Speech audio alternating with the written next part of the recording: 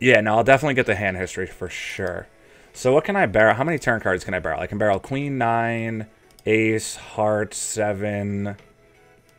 Might have the best hand with the Jack. I think we can barrel here pretty profitably and double barrel profitably. And if we win with Jack high and we get like 4s, 5s, 6s, 7s, 8s to fold, it's always a win, right? Yes, for sure. Queen, Jack, not going to defend against the fun player. Just going to fold.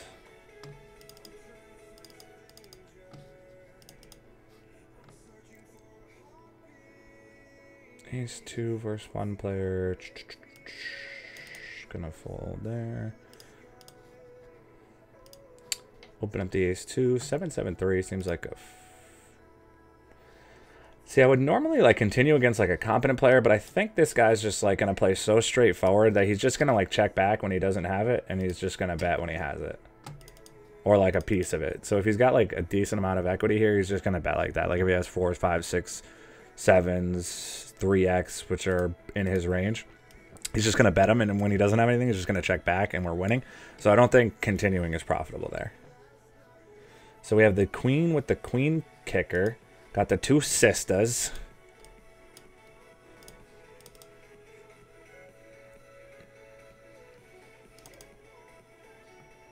Big blind's taking a stab. 9, 4, 5.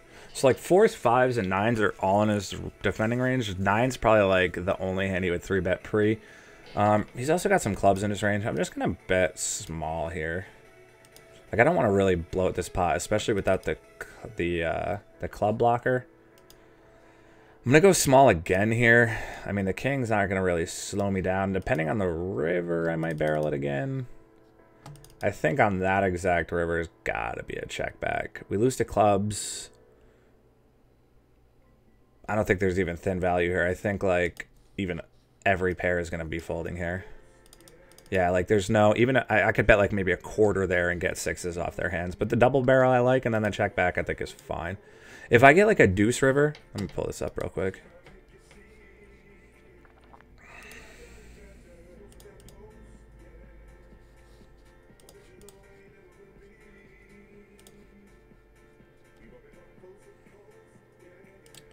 So if I got like a deuce river here, so we open up, and you can see, like I said, like he has like 4s, 5s, and 9s in his range, and he ends up with 6s. So like he's gonna have sets, and if I bet like 3/4 pot, he's gonna check raise us, and a lot of the times we're gonna think like, oh, he's on a flush draw, he has a combo draw, and we're gonna be putting our money in bad here, which sucks. So I'd rather just like bet half pot, and maybe we get like a cheaper raise when he's doing that with clubs. But then like we just have so many tough decisions for bigger money and bloated plot and bloated pots that I don't think it's worth there, or that it's worth it to like bloat the pots in those positions. So like we bet half pot, we're gonna get called by 6s. Obviously they have middle pair. He's not gonna give us the king very much, and we just barrel again, and we're also gonna be barreling our club draws. And then like if I got like a 2 here, or potentially like a 3 that completes some straight draws. I mean, I think other than a 2, I can't really profitably barrel, because like the straights are going to get there, 6, 7 gets there. The 4, maybe I could continue. 4, 6, I obviously can't. 7, I can't. 8, I can't, because those continue. Maybe the king, and the king. So I think we could barrel like deuce, 4, king, for like super small, like a couple big blinds, like 2, 3 big blinds for super thin value. Maybe even like a little bit. You'd either have to do one of 2 things. You'd have to bet like 3/4 pot and turn your hand into a bluff where he has to bluff catch, or you would bet like 3 big blinds and just pray to get called by like the 4s, 5s, or 6s, 7s, 8s, which are just crushing. Which I think they would for 3 big blinds, and I'm not sure you get like a competent player to pay you 3/4 pot. So maybe it's something I would do against somebody who I can deem like a fun player who's not going to fold. But against like a competent player, I think check back is fine here. 2s, 4, 3 is better in our range, and I've been pretty much leaning on when somebody opens up and checks to me, just potting as a whole. And I need 40% fold equity, which I believe I get. So we like check calls, which is interesting. I mean, he could be doing it with like ace king. And we're going to be like checking back a lot of our range here. And then with that exact river, I actually think we can bet again.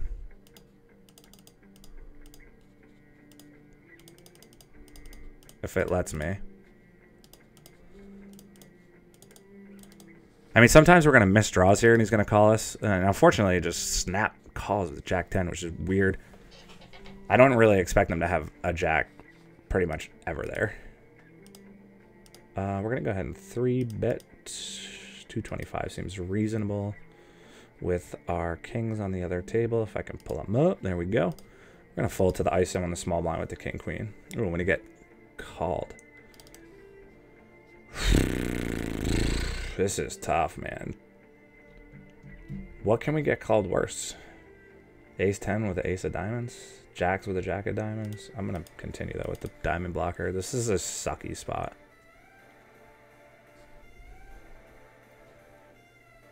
We're going to go ahead and continue on this board for half with the overs and the backdoor straights, and we actually generate the fold money. Best case scenario. And we'll barrel a queen, 8, king, ace on the turn here. And unfortunately, we don't get any of those. I don't think we can generate folds from a 3 turn. So there's really, we're just burning equity at this point. Oh, I don't even think I've showed you guys the cool stuff that we have for like our videos and stuff that we created. So this is one of the things. I'll just take like a minute or two. Like a lot of the people haven't seen like the kind of stuff that we created for like videos. So Matt and I created like this video, which I think is pretty cool.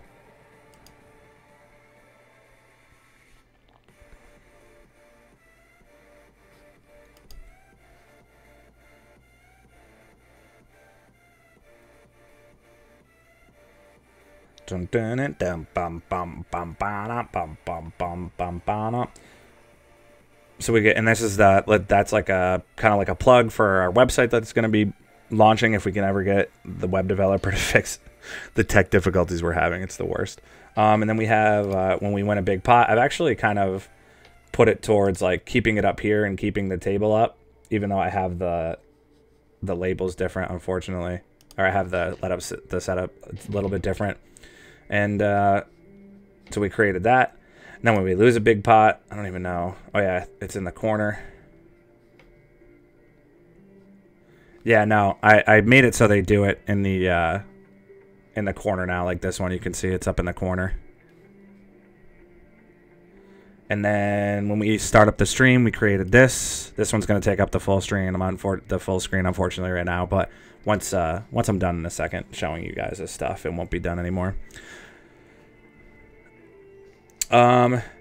Like now we have some people who have been helping us with stuff from this with the stream. Ooh, that's my whole face. You don't want to see that. That's what you guys want. We have people who like help us with this stuff, but like the majority of the videos and stuff we're creating ourselves through Apple Motion and Final Cut Pro. And we're actually going to be helping out Chris Moneymaker with doing some similar videos like the ones you just saw for his stream to help him out. So that'll be fun to do. Yeah, 2 walks. 2 walks. Now walk it out. Now walk it out. Now walk it out. What do you guys think of the new Grinder Die logo? You guys think this thing pops or what? You guys like it? Dislike? What are the thoughts? We do have our own soundtracks. This video, hold on. I'll set out again real quick. This video right here, God, intro, win big pot full screen. Hold on, I'm gonna pause the music real quick. Matt actually produces music as well, and if you go to this one right here, media source. This music you hear right now might be super loud. Let me turn it down a little bit. This is all a song that Matt created.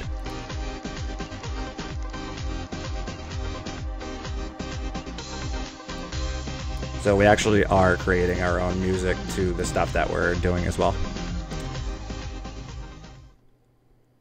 So yeah, so like that music that you just heard was actually produced by Matt himself. Yep, so everything you see on our stream is, I mean, the layout we definitely had some help with, but a lot of the stuff that you see on our stream we're like producing ourselves.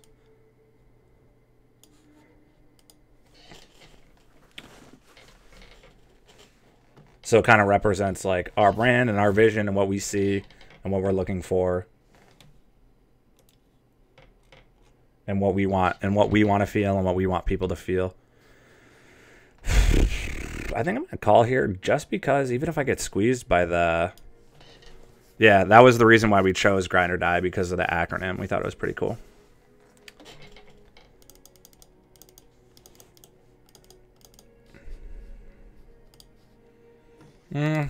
Then check here. I'm not sure what the uptime is, bud. Looks like I've been playing for almost 3.5 hours. Pretty good turn card. Not gonna fold.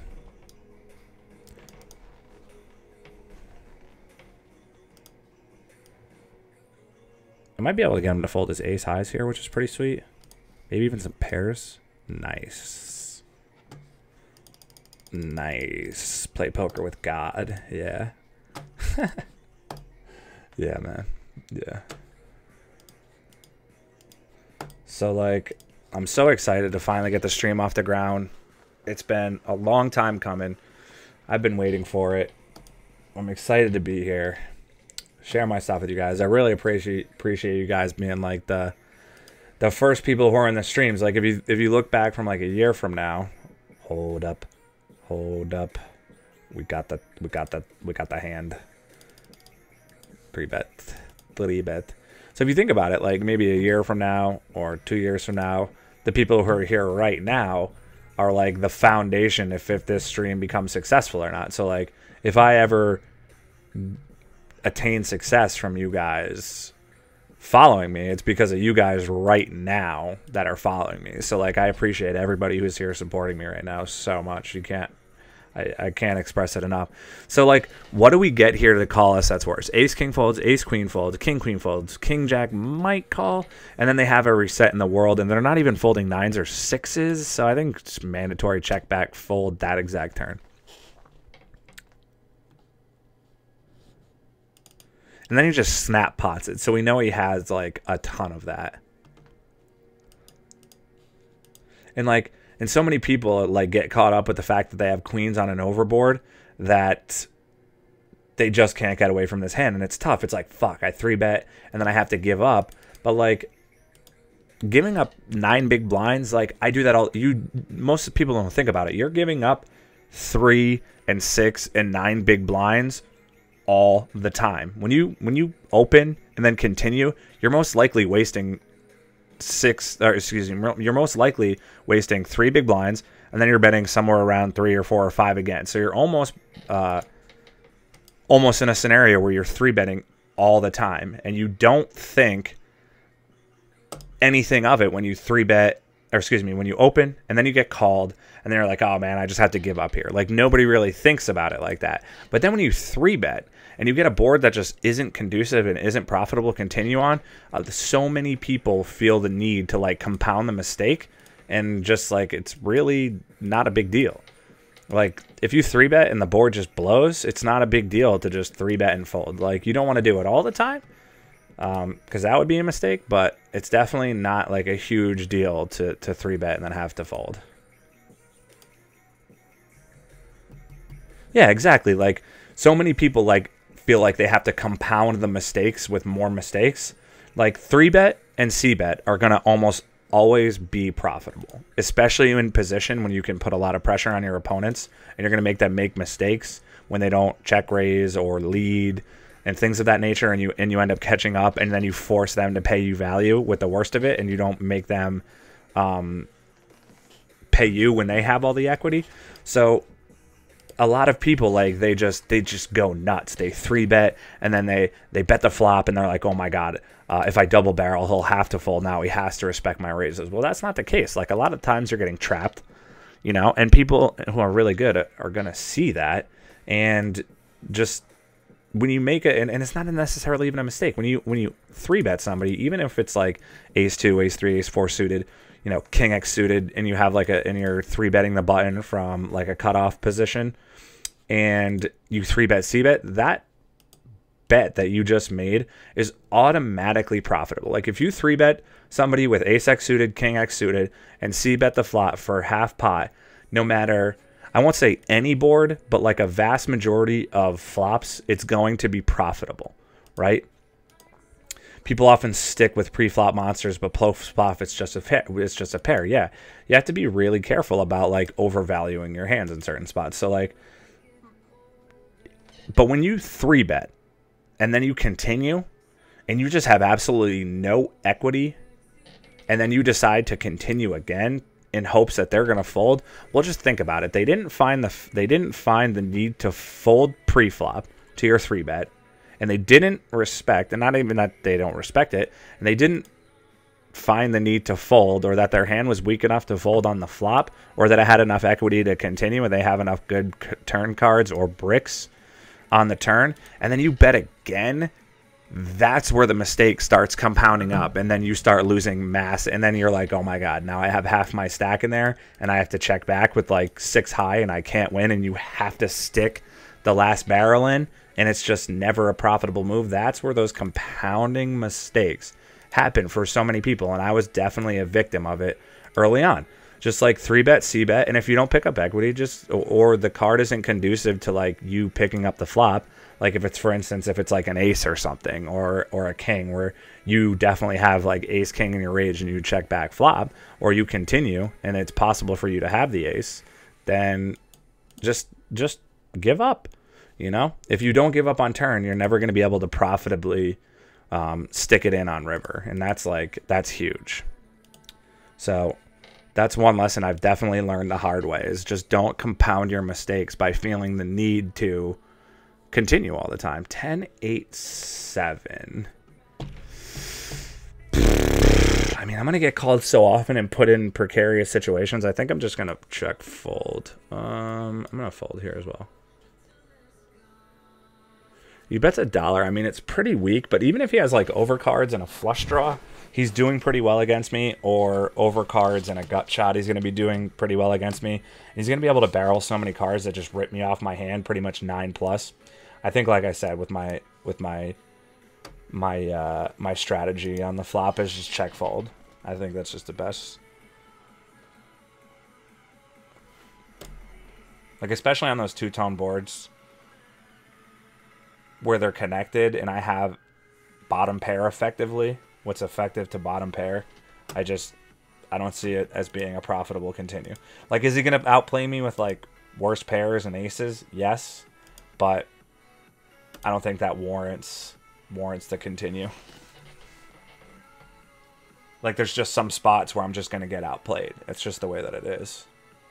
But as much as those spots happen against you, where you're like, oh, this guy opened up pre-flop, this board's pretty kind of connected and wet, and he doesn't continue, and you're going to be able to exploit those spots. So just think of it like that, is like, the more you play, variance is going to happen the same exact amount that it happens for me as it does for you.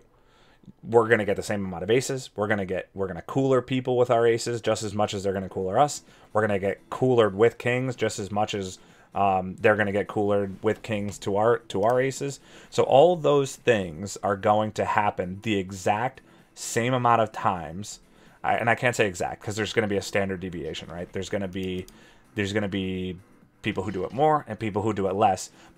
But if you think about all the hands that are played, people roughly have the exact same amount of variance. And how people become winners is getting the most out of their valuable hands, losing the least when they don't have the best equity, or when they don't have a ton of equity, when they have the least amount of equity at that particular time, trying to catch back up. So it's betting when you have the best of it, checking when you have the worst of it, and then getting people to fold when you have none of it. Those are basically the three principles on how people become winning poker players, because everybody's like, oh, when am I going to get these hands? When's it my turn to like run good? And I feel you, because I've been getting pooped on, like, for, last session I lost like 5 buy-ins or something, and I was like set under set in 3-bet pot, set under straight 3-bet pot, set under ace king or ace king on a 3-bet pot versus bottom set, and like those things happen. But those things are going to happen exactly, and not exactly, roughly the same amount of times for them as it happens to me. So they're going to happen for me just as much as they're going to happen against me the more I play. So the more hands you play and the more volume you put in, it's not about like getting the mega good hands all the time. It's making the most out of the folds you can generate and making the good decisions over and over and over again ad nauseum. It's like it literally is. You know, it's generating the folds when you have no equity. He called clock on you. I feel you. So we got the main event at Mohegan Sun tomorrow for the Ante-Up tournament.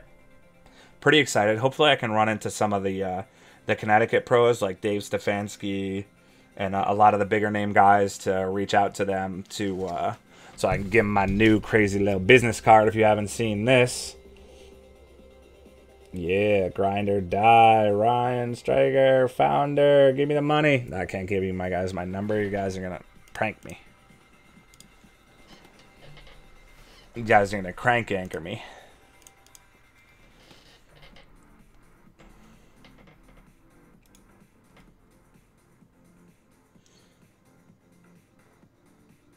Again, if for whatever reason you don't follow the stream, please smash the follow button. I'm sure most of the people here are smashing the follow button or have smashed the follow button. But if for some reason you're here checking us out and you haven't followed the stream, please do. Also, if you haven't signed, I'll order you a pizza. Nah, man, I'm on a diet. I lost so much weight. I'm down like 70 pounds. If you haven't signed up for this, make sure you do. All you got to do is email us your name. First name is cool. And so that we can sign you up for the mailing list so that we can help give you guys a bankroll booster. I think our raffle is going to take place when we stream on Poker News. When do you estimate to get your sub button? Honestly, man, I don't know. I think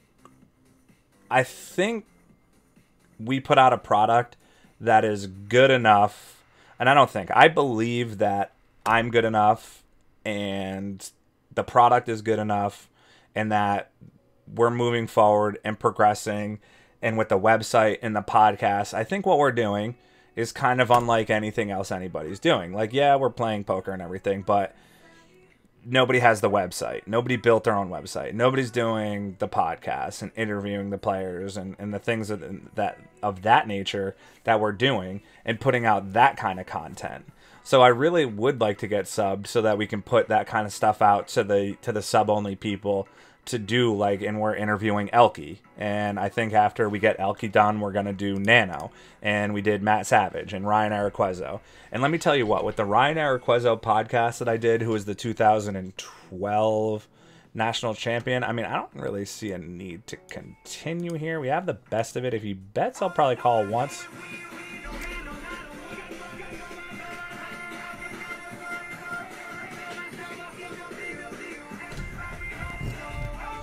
Yo, shout out to PokerHool66.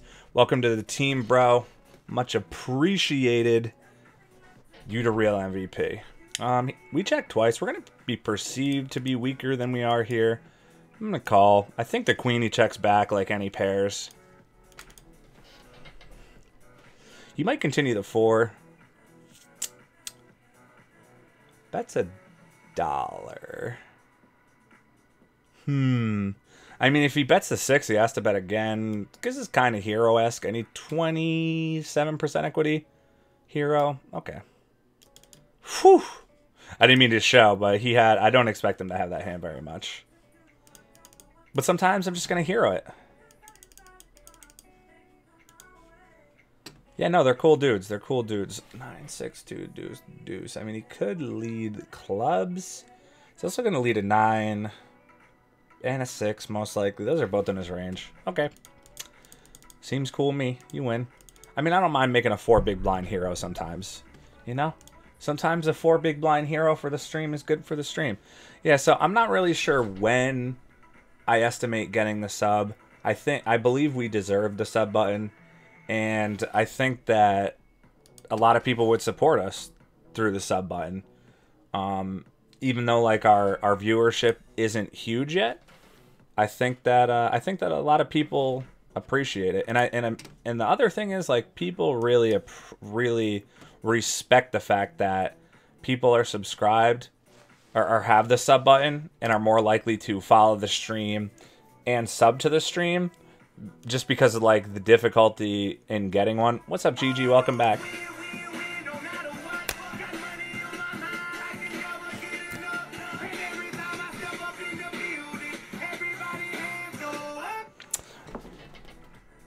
Pygra56, welcome to the team, bro. We're gonna call here actually. 4, 5, 6, 7. I mean, leading here seems We're gonna get raised. If he bluffs the turn with like ace highs or king highs, or even jack highs, 9 highs, I think he's gonna have to continue again. And he's gonna check a lot, which is cool. So I don't think we can get value from worse, per se. But I think we can induce a bet. But yeah, I think when you put the whole product together between Matt and myself, and I think he might have actually taken his profile thing down. Yeah, he took his Instapoker profile down. I'm not quite sure why he leads here. I mean, with the heart blocker, seems like a good float.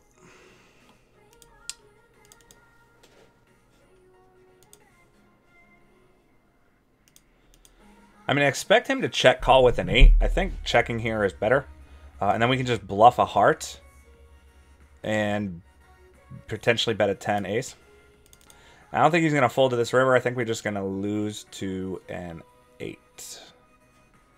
I mean, I could bet like $6 and make him fold the 8. Wow, he just pots it in our face. Interesting. Interesting. Oh, snap. Shout out to GG Fab for the 5-viewer host hype. Welcome if you're from the GG Fab clan. GG Fab, thank you very much for the 5-person host. You the real MVP. My name is Ryan Stryker if you're from GG Stream. I have been playing poker on and off for 15 years. I used to play mid-stakes pre-Black Friday. I played in the Sunday Millie.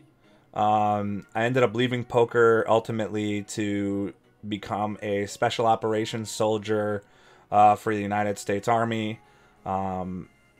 Ended up becoming an Army Ranger. We're going to raise $1 here. And we get called. And I think we're just going to shove on here because he only has $3, even though it's over pot shove. And he folds. Anyway, so I ended up leaving poker to become a special operations soldier. I went through, let me sit out for a second so I could just get this done. I know we're going to be doing, we're going to be designing them very soon. I could probably take a count if anybody's actually interested in purchasing one to see how many people would be interested in getting one.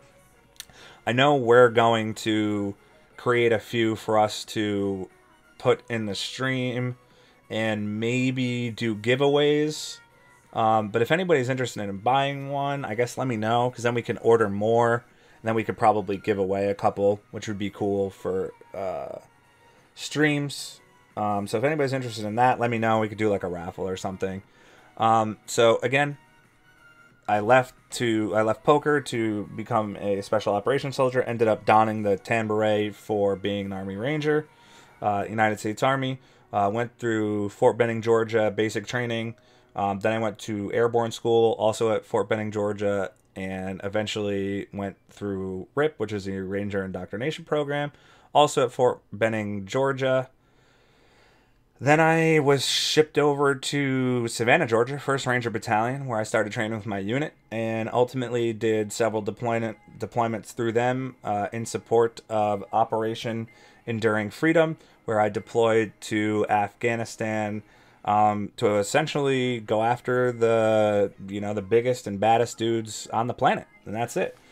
And I wouldn't trade what I did, and I actually left like right at the poker boom, and I think had I like continued playing, I might have been, I don't know. It's one of those things where it's like, if I left, what wouldn't have happened? Well, unfortunately, we don't know. Maybe I would have become like a big player. Maybe I wouldn't have. Maybe I would have quit. But I'm here now, and I'm trying. And I'm trying to be successful when it's at its hardest to become to become a really good player, because people are so smart and people have played so many hands and done other things. So arguably it's the hardest to be successful that it's ever been in poker, especially online, because a lot of the people who are playing online are really good and they're just trying to get in volume, and the casual player doesn't know that poker isn't illegal in our country, and they just don't understand like the regulation rules.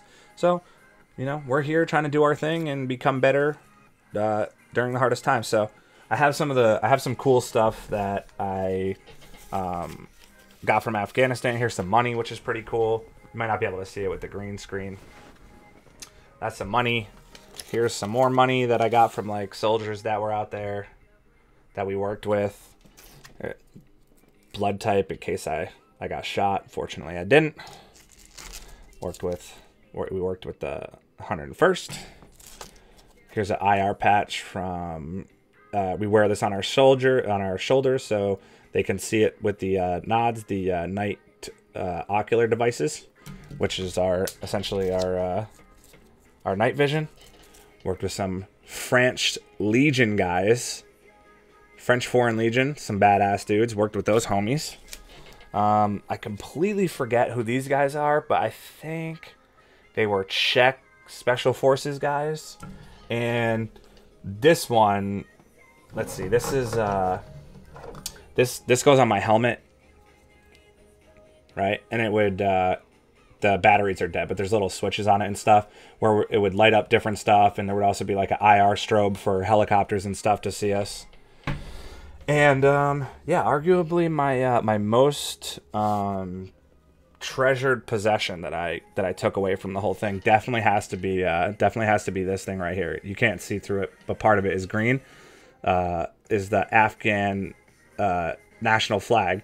And the reason I have this is because I did CPR on a Afghan National Police officer for, I'm not sure exactly how many minutes, but like 30 minutes or something. Didn't have a pulse or anything, and ultimately got his pulse back and saved his life. And this guy was in recovery for a long time, but they ended up like ripping off his police uniform and giving it to the like captain or whatever their senior officer was, and he cut this off that and actually gave it to me. So this is like my most prized possession in memory from my time in the Army. So I figured I'd share that with you guys.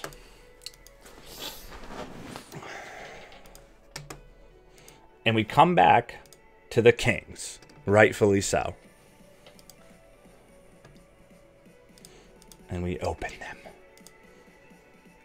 Go crazy. Go crazy too. Do it. Just open ship. Just open ship. Don't even think about it. Just stick it in. Just go nuts too. Oh yeah. Oh yeah. Oh yeah. Oh yeah. I mean, do I like min click it back? I'm gonna go min click. Ship it. Ship it. He called. How do you just call?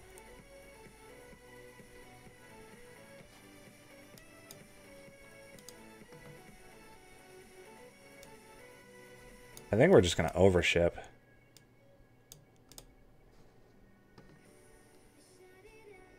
At least we got a min click out of him, I guess. I think he might have folded pre. Let's see. Cool story, bro. Can we watch poker now? Sure, Booze Man. We could watch the poker. Generally, when I get hosted for people who haven't watched a stream before, I try to give them the little background for a couple minutes. My apologies.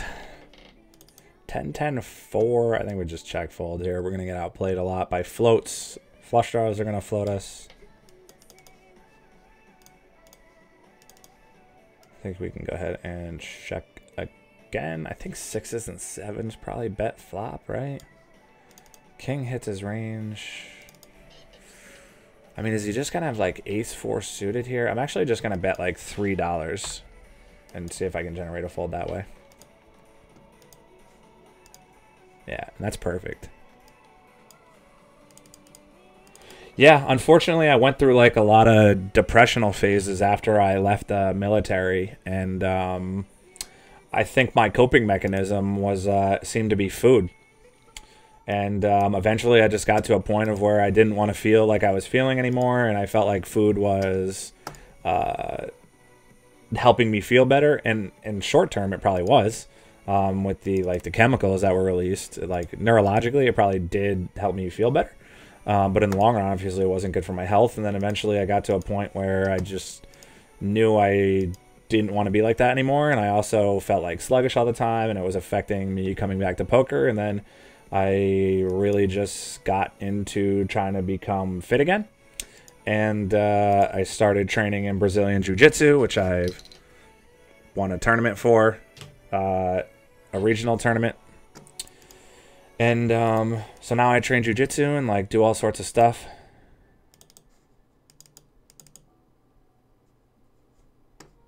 No, it's cool. I understand. I think he meant Kappa instead of come on, bruh. I mean, we're gonna get floated so much here. I think check call is probably better. I think we're actually gonna call it jack 8. I mean, we could continue here. So he checks back this board. I think we're just gonna go ahead and bet small. I think we can get called by worse queens now. And I'm gonna bet fold small. And I think we're just going to bet small here.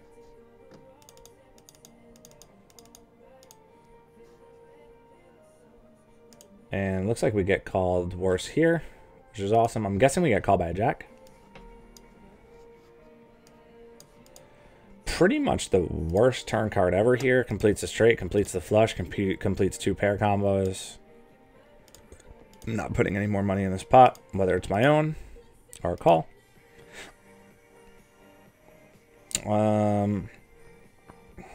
And we actually get called by 10, so we even get called worse than the jack on that board, so that's cool.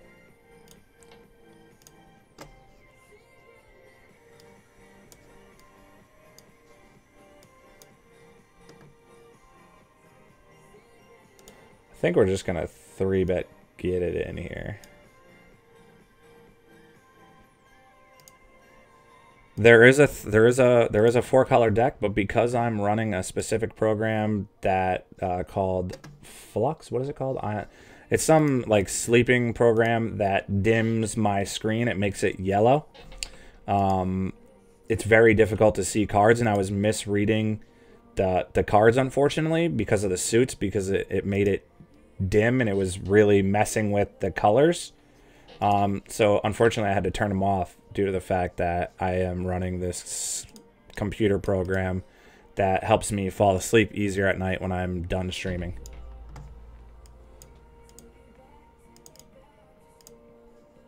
Flux L. Yeah, that's what I'm using. Yep. So it was really messing with the cards, to be honest. Yeah, no, I really like it too. It's actually definitely improved my sleep patterns. Oh, you guys use it too? Cool. Cool. So we rivered the ace. I think we just go for small value here. Half pot seems reasonable. I just don't understand what the problem is with the betting slider on Bovada. Because, like, it cost me $20 earlier tonight when I was set over set, and, like, it forced me to check, and that dude ended up checking, and it was a bad river that killed the action. I appreciate it, Fab. I appreciate it.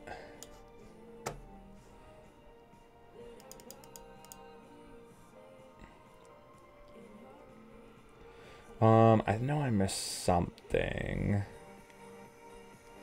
Oh, yeah, personal question, and you don't have to answer. Did you suffer from any PTSD? So I definitely had, like, nightmares for a bit, where I would, like, dream that I was waking up in combat.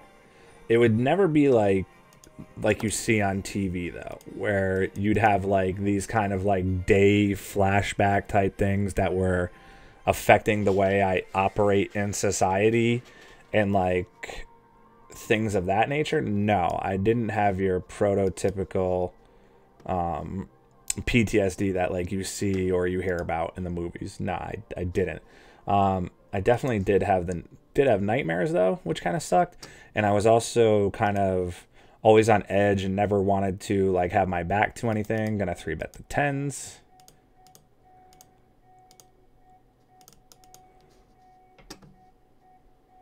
And sirens, police sirens also sound eerily similar to Chinese mortars. And these mortars, they like these fuckers are so ingenious. And I hate to swear again on stream. I've been good. I haven't sworn in like an hour and a half. But these people that we're fighting against in Afghanistan, they're so ingenious for people who are still stuck in a primitive age, to be honest. They're still living in mud huts and stuff, but they're still pretty ingenious. I think I have to fold here. I don't think this is a profitable call, even though the board's kind of wet. We lose to the 5. Still got a lot of equity and cards you can bluff us with on river. So we'll just fold those and pick up the 10s. And then we'll pick up aces on the other one. Boom. I mean, against 3 competent players, I don't think on a dry board I'm going to continue. Aces seems like a reasonable board to continue. Kind of connected, so he's going to have, like, definitely going to have straight draws with pairs here. I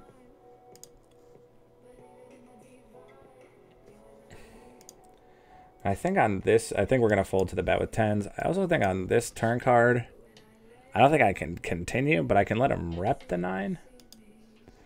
And he checks back, and we get the worst river ever, so we just have to give up here. I mean, maybe he'll check back like Queen Jack, which is possible with you just flats. He might even have King Jack. But I feel like he's probably got a 10 in his range here pretty frequently.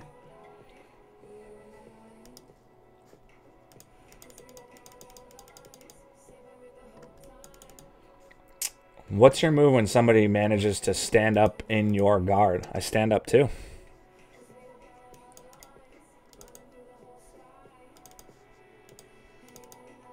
But people shouldn't really be standing up in my guard unless they break my guard, in which most cases they're not really standing up. But if possible, if they stand up, I stand up as well.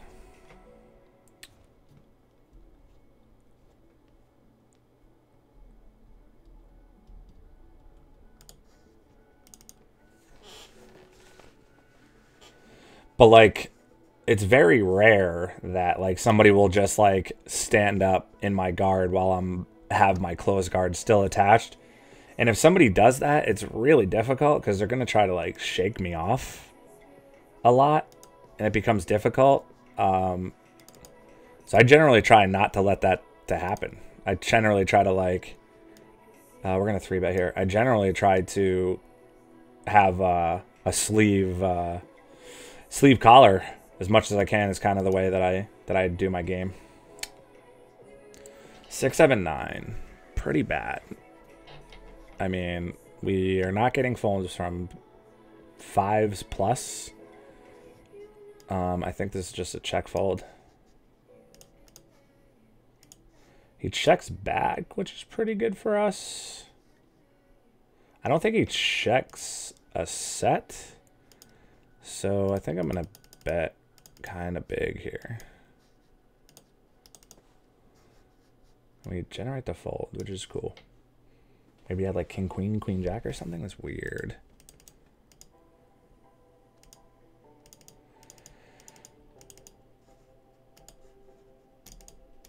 Oh yeah, so back to the to these people being ingenious. I completely forgot. So eventually, like, they were shooting mortars from what are called poo sites. Coincidentally, it's pretty funny. But it means it's poo, P-O-O, point of origin. So these dudes would just historically, we're going to 3-bet the queens as well. These guys historically would shoot from the same spot because it was difficult to figure out the angle that they would have to hit our bases from other spots. So we get called here. I'm definitely going to continue. I'm also going to continue. I'm actually just going to shove the jacks here.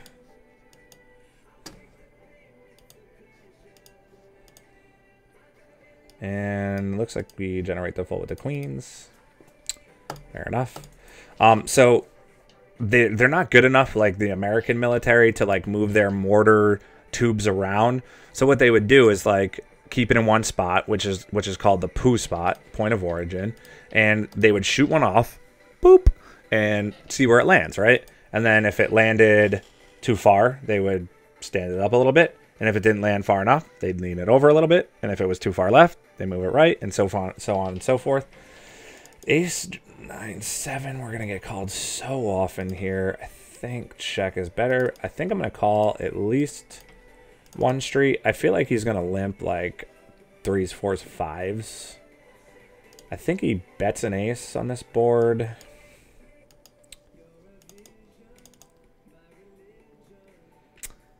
Queen makes it tough for us to get paid. So I think we're just going to check here. I don't think I can bet for a thin value. You call with queen 6 and hit us. Queen? What? What just happened? I mean, like, I expect the queen to be in your range sometimes, but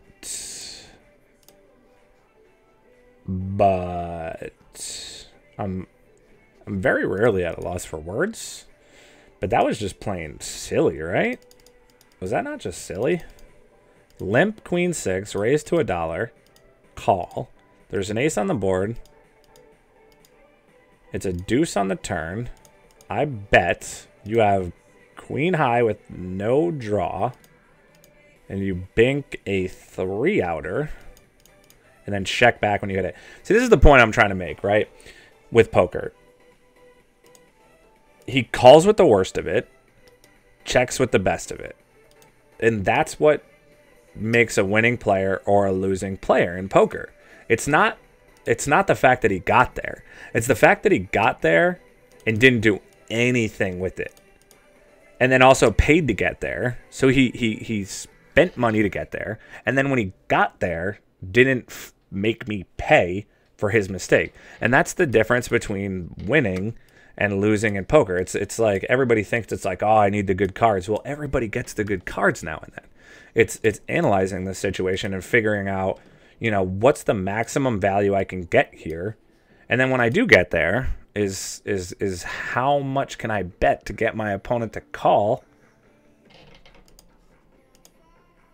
And how can I make them fold when I don't have it? And that's what, like, people don't understand. They're just like, they're all about, oh man, I'm running so bad, I don't have the cards, I'm never lucky. And they have this what's the tilt called? This what's the word I'm looking for?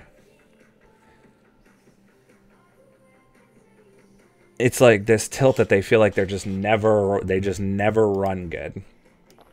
I don't think we're gonna get too many folds here. I mean, we could barrel 9-8. No, we can't barrel. We can barrel 9, queen, ace, king, jack. I think checks probably plays better. And he just bets 3/4. I think we got to fold. I mean, he might even turn his aces into a bluff here, like his ace X's. Queen X's sometimes they'll turn into a bluff. I don't normally call 3 bets out of position, but given the fact that it's 2 deep stacks and we're in position to 1, and the price and the fact that we can stack somebody for over 100 big blinds, I think we have to call. And so there's going to be like a ton of reverse implied odds in these spots too. Like we get this board, right? And it looks really, really, really great for our hand, right? We have an overpair. It's very likely he doesn't have a 5 in his range unless he's 3-betting, you know, deuces or 5s or ace-5 suited. And he very well could just be continuing ace-king. But there's just so many times where, like, I'm going to call and he's going to have aces and this guy call it. And this guy's probably suffering from like the same thing. So I'm just going to watch and see what happens. And then you get that turn. You get that exact turn. And you're like, oh, my God, I still have an overpair. He's bluffing. And then I get that exact river and I, like, cry about it. But I'm just interested to see. I mean, I can't imagine this checks through. How do you have Jack 2? See, so like I'm right if you think about it. Like he has 10s, so there's those reverse implied odds of I have an overpair, but he has all of them too, and like a lot of people don't take that into account with the reverse implied odds. Like yeah, it sucks we hit the 7 and we're probably getting some value out of that dude, but if you think about it, we're calling 2 streets. We're calling 2 streets to hit a 2-outer, and he's just raping us with equity. What did the other guy have? Oh, he just had a deuce. Yeah, so that guy had a worse hand than me and suffered from the reverse implied odds even. Did that guy call... What did he just have that he called a 3-bet out of position? No, but for a lot of people, it's not obvious to a lot of... This dude called Jack Deuce off on a 3-bet. My dude, we're checking back the 7s. Gonna get called so much here versus a fun player. Never folding the 9. Never folding clubs. Probably not even folding pairs. If he checks a 3rd time, I might just bet a quarter. Can I get the 1 BB? Can I get the 1 BB? Does he bet 4s? Can I bet 1 BB and get called by a queen high or a 4? Spike call. Spike call the 1 BB. Spike call the 1 BB. Spike call the 1 beeper. 1 beeper. Call the beeper. You don't believe me. You don't believe me. I couldn't even get the 1 beebs. The J2 is the queen 6 guy. It definitely could be. It definitely could be the same guy. I believe it.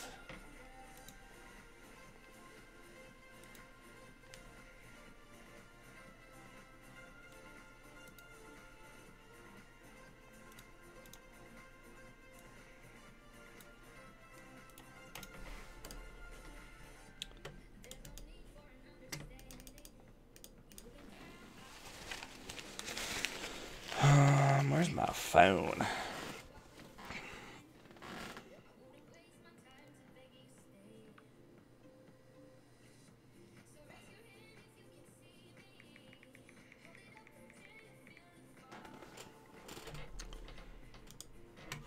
So I'm probably going to stream to like 5:30. That gives us like another hour together. Tier. HOBXD, what up? Yeah, we doing all right today. We got another decent stack on this one too. We doing all right tonight. We made a lot of hero Kyles tonight too. We'd probably be at like 150. And I gave some dude like 12 bucks for the stream, so might be at like 160. Jack seems like a reasonable 3-bet, even versus under the gun. We just want to make it huge. Just make it 2.5x in position. I'm playing zone poker on stars, listening to you guys help my game, man. That's what we're here for. Ugh. Club. I mean, I wish I had a club. Make the check back very easy.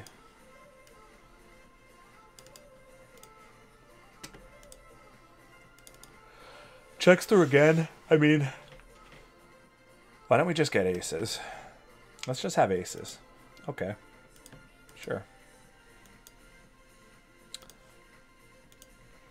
I think we're gonna win here with the jacks. I mean, maybe he checks 3 streets because of the clubs. Oh man, this is dirty. This is a dirty board. I mean, I think we gotta continue, right? Even multi-way. They're gonna have queen jack in the range. Yeah, okay. At least they don't put me in a tricky spot. Destronob, he's playing 25 and out. What do you think, bro?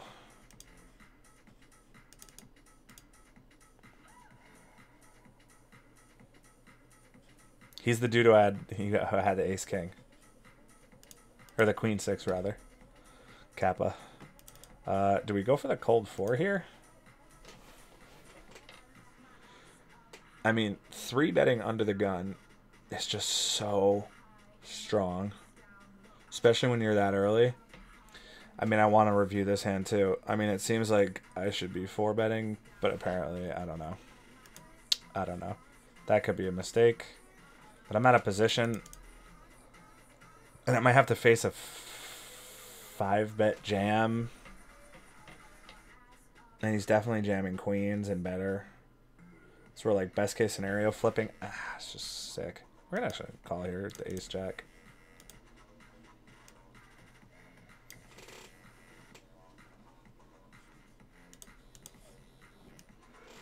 Maybe he'll check back his king queen. He might even check back like his worst aces, because he might think he has the best hand. We might beat ace 10, ace 9.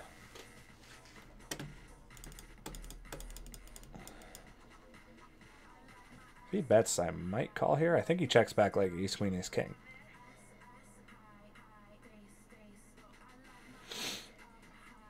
Yeah, I would have been right. He's got to have like king queen. I would have called. I swear. I swear it. He has queen 10. Surprised he didn't turn his hand into a bluff. Probably realizes he can't get called. Probably realizes he's going to get called.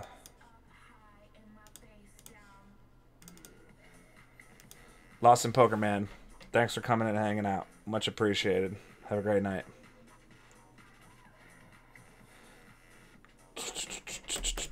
Queen Jack suited with the position, with the extra dead money in here, and potentially the fact that he might call behind seems like a pretty nice play. Not a good flop. I mean, if we were like super deep, like he was as deep as me, I would consider calling because there's so many good turn cards. But we'll just play the queens. Oh, I think he missed the queen jack hand completely. I didn't have the right table up. My apologies. It's alright, because you guys knew you were going to get the queens the next hand. Again, if you don't follow the stream for whatever reason, and you're new to the stream, and you haven't been here, please punish the follow button. Make sure you're part of the team. Nah, you can see it. I didn't put it up for some reason. I just called in position with queen jack suited, and the other person did as well, so I was getting 3-1 with queen jack suited in position. In a 3-bet pot, so, and then we just pretty much whiffed the flop, so no big deal.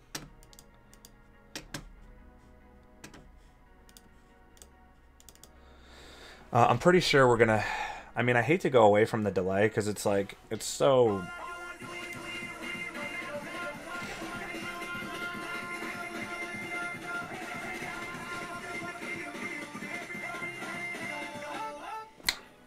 Welcome to the team, Onco Runkiss.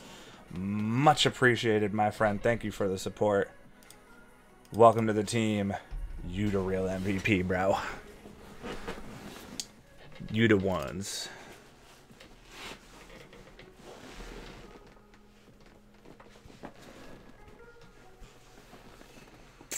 Fold.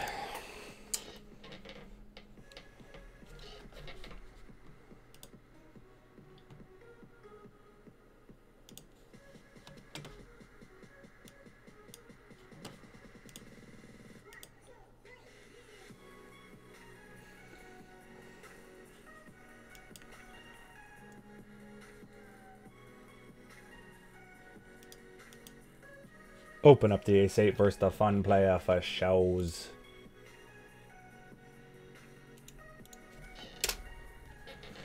Queen 10-7. I don't think he's going to be folding his jacks because of the backdoor straight combos. Definitely not folding anything to that turn. I think it's just check fold here. Gonna show up with the best hand sometimes. Like maybe he's going to have like king jack, which he thinks is the best hand, but most likely not.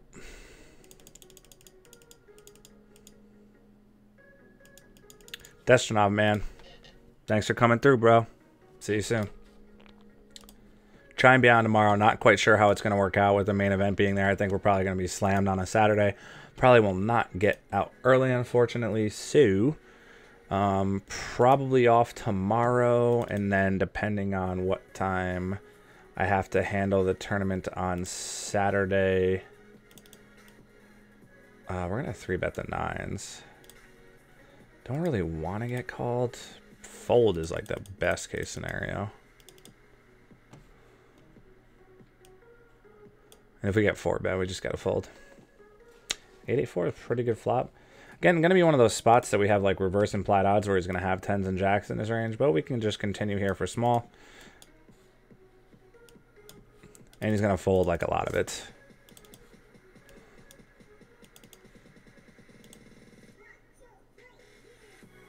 Interesting. He floats.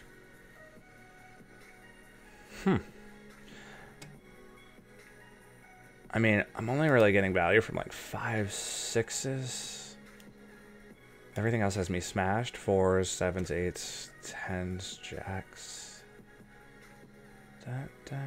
Check. Check back. Check back. $5. I'm going to call once.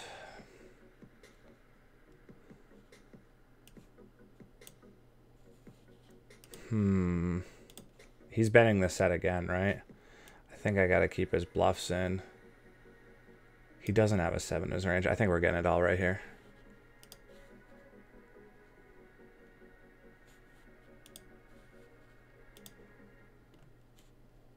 Sweet.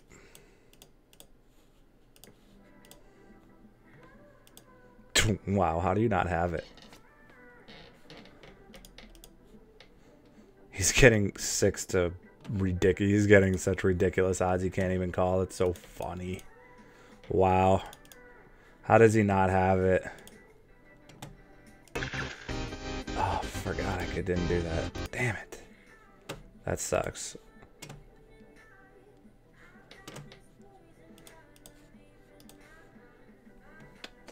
I gotta change this.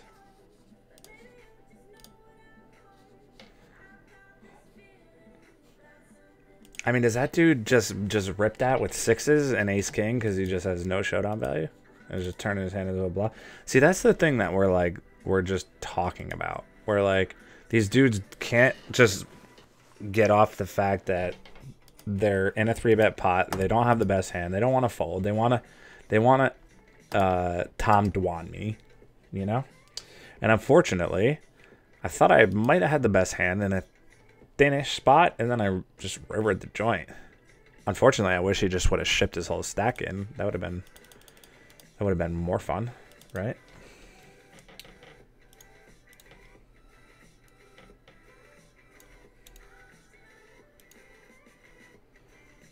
Shout out to our to that follower who followed, much appreciated. If anybody else doesn't follow, keep pounding the follow button. We want to keep getting the follows up so we can get partnered. Because I think we're gonna be, I think with the way we're gonna grow pretty quickly here, I think we're gonna get partnered at some point. 8s. I think we're actually gonna 3-bet. So we're not even gonna have to fold with our stack depths. So I like 3-betting here because we're super deep. Even if he like makes it like 750, we're just not folding. 9-9 deuce. Just gonna bet half pot here just for protection. Might get called by like 5, 6, 7s. Might float us with ace king.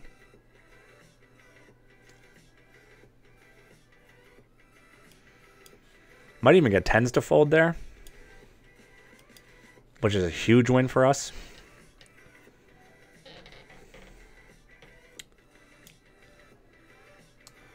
Again, make sure that if you aren't on the email subscriber list, get on the email subscriber list, because when we go to stream for poker news here soon, we're going to give away $200 once a month for when I go there once a month on poker news.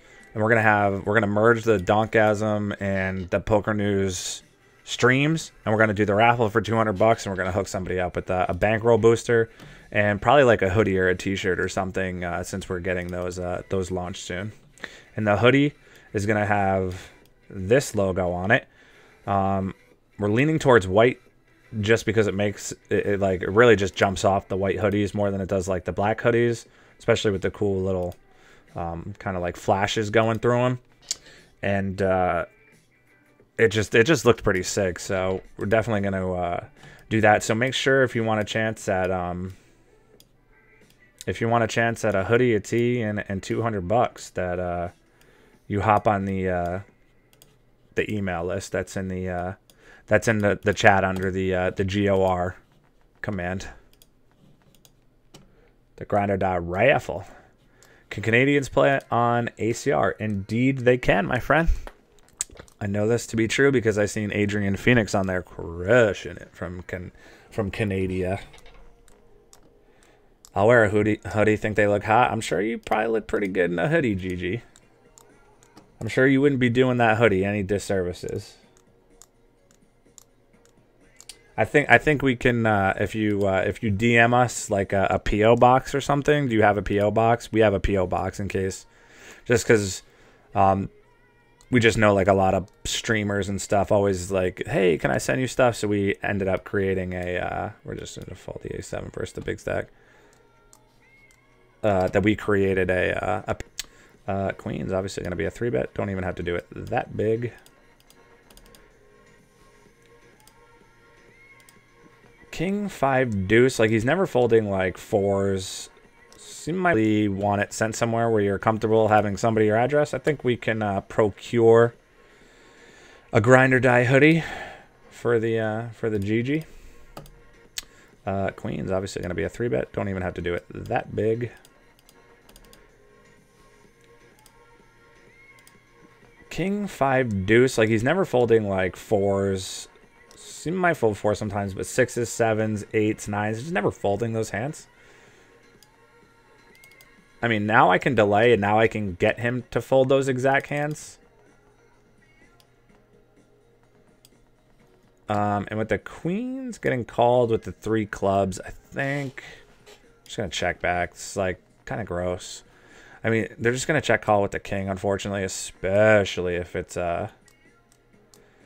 I want a lightweight hoodie. What does it have on the back? 163 into 537 seems pretty reasonable. Queen ball. That would have been sweet. I think we're going to show up with the best hand a lot here, but he's definitely just going to check call in case I have clubs. And we win with 10, so that's pretty sweet. I don't think we're getting value from him if we bet. So I think just check is fine there.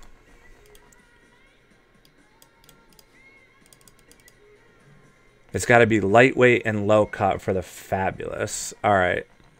I'm sure we can let me see where we're getting them made. I think we're getting them made on new tab.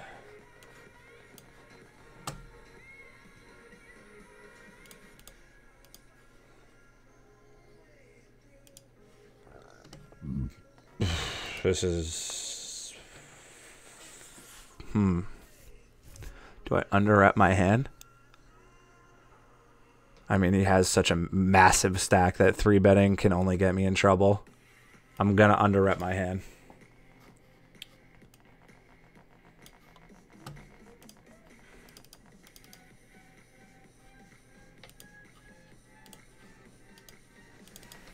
Interesting. He checks.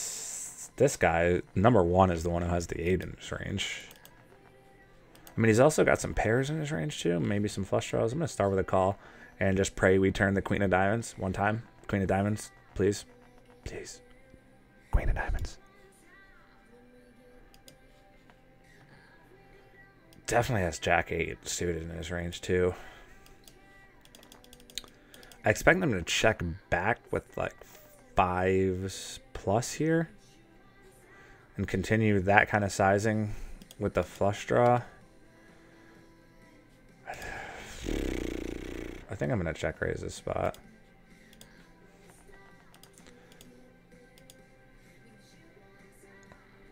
Expect them to get the 8 in. Oh my god, we hit the Queen of Diamonds. We called it. Oh my god. Oh my god, oh my god, oh my god, oh my god.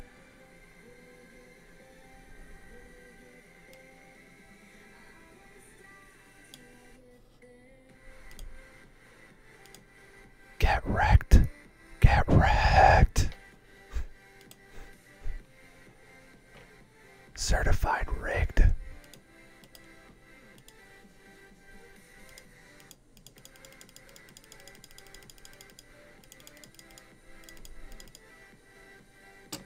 I'm the riverboat captain. Get it? Riverboat captain. Get it? Don't you dare say it in your stream, GG. It's awesome. I'm going to copyright it. I'm the riverboat captain. Don't you dare. I'll know. I'll know.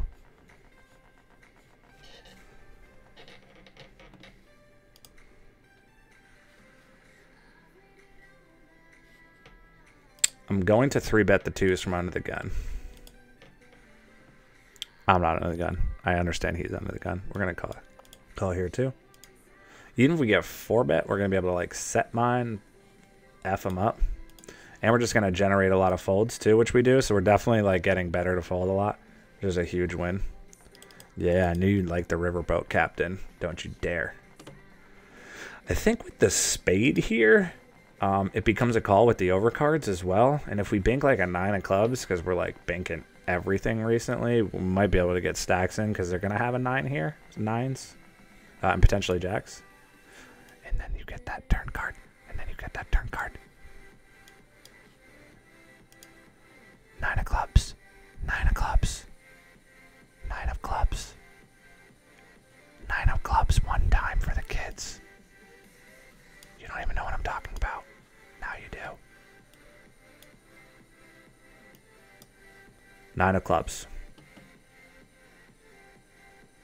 Oh. Deck. HOBXD. Welcome to the team. Oh my god, just give me the 9 of clubs one time. He checked. He checked a set. That's how scared he was of us. We were getting it all with the 9. That's okay though. That's why we call. That's why we call. We get that spade or we get that. If we get the 9, we getting it all. We just ship it because we know he has too many 2-pair combos and sets.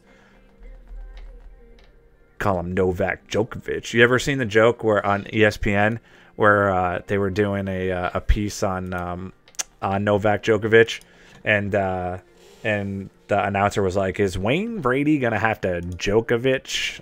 From the Dave Chappelle skit where he's like, "Is Wayne Brady gonna have to choke a bitch?" It was like one of the funnier things I've ever heard, especially on ESPN.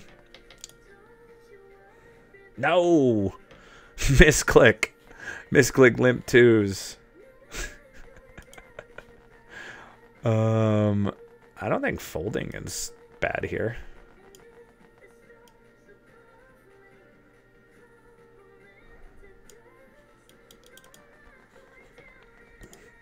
Deuce deuce flop. Deuce deuce flop. Could be worse, I suppose. I'm guessing here with this sizing, just kind of have to give it up.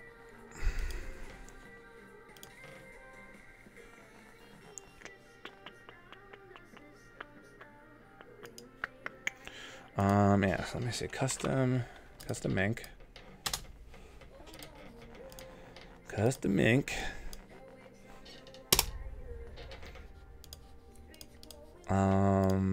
Design Lab.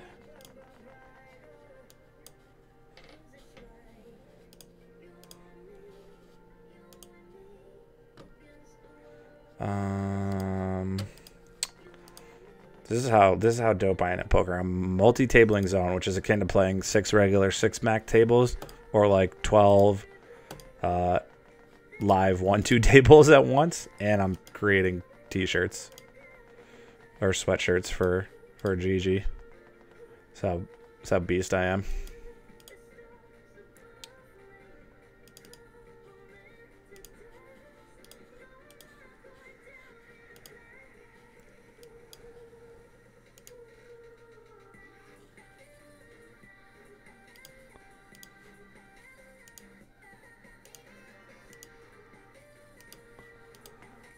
We're just kind of a bit small here. I mean, there's not too much we can get call worths with, but we need some protection from the clubs and the Broadway cards. Hopefully just get a deuce to call.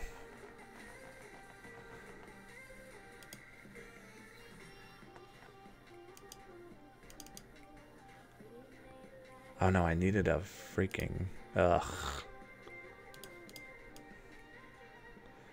That completes quite a bit. I think I'm just gonna check fold.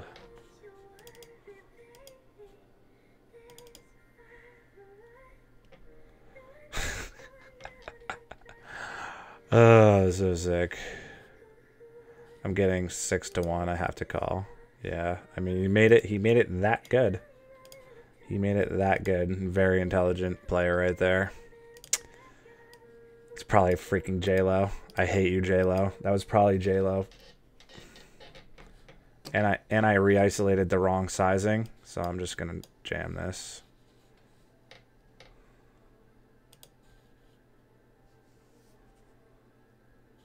Wow, he called with 6s. Please hold. Please hold.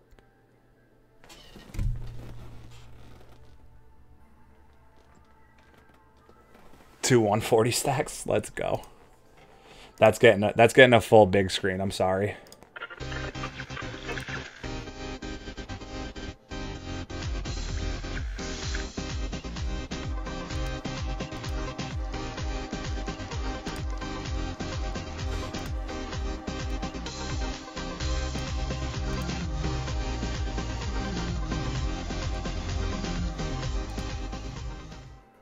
Sorry, we've been trying not to go full screen with that, but I'm sorry when you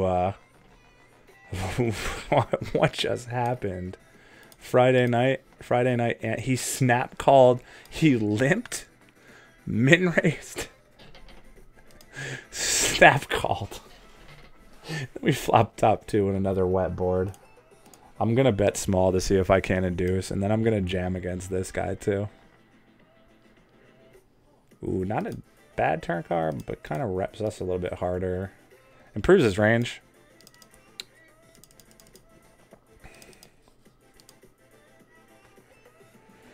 So, like, manual betting gives the perception that you took the time to think that specific amount instead of just betting, like, 2/3, 3/4 pot.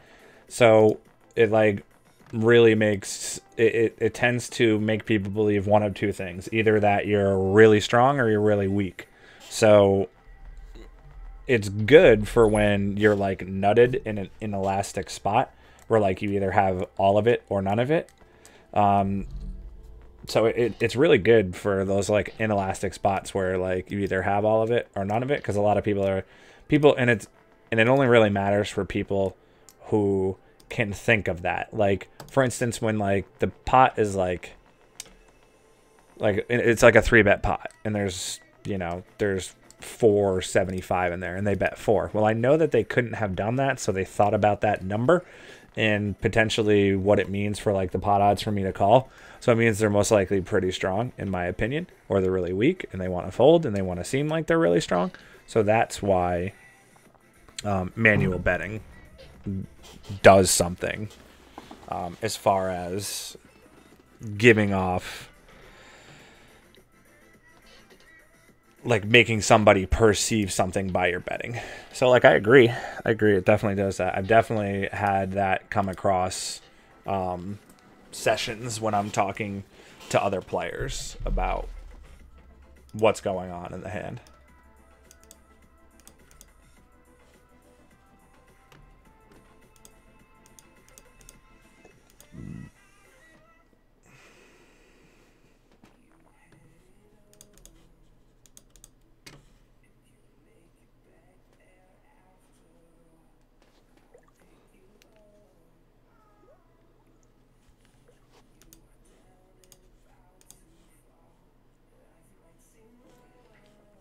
I think we should probably get kings right about now.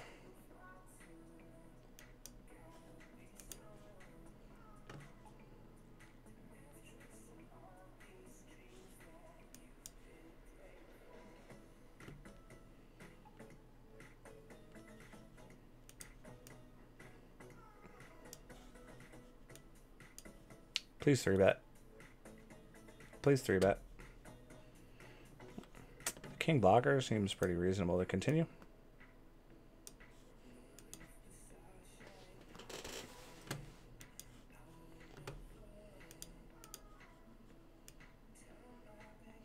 Ten, I think we're definitely going to continue.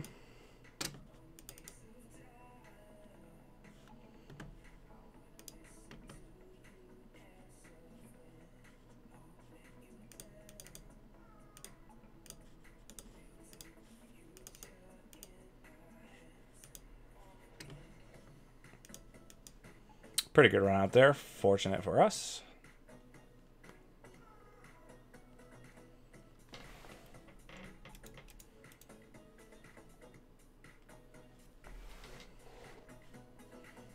Let's get spicy. Let's get spicy. We also opened up ace-4 suited.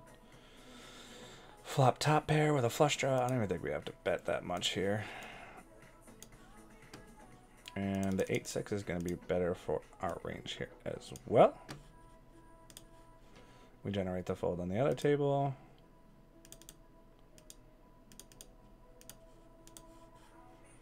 And we're going to double barrel here.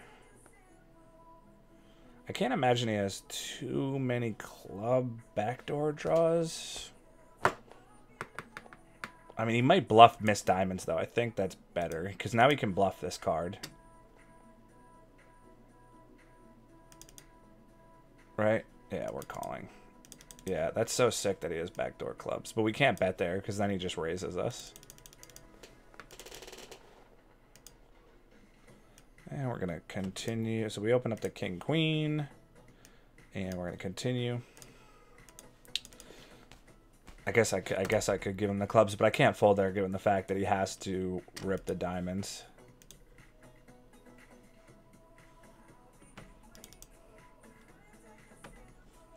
So we played it perfect, got 2 streets of value. Unfortunately, we can't fold given the fact that we have a straight and he has to rip miss diamonds. And maybe he misplays sets. Man, I would rather I wish it was another short stack. I just jam. But theme 3 seems fine.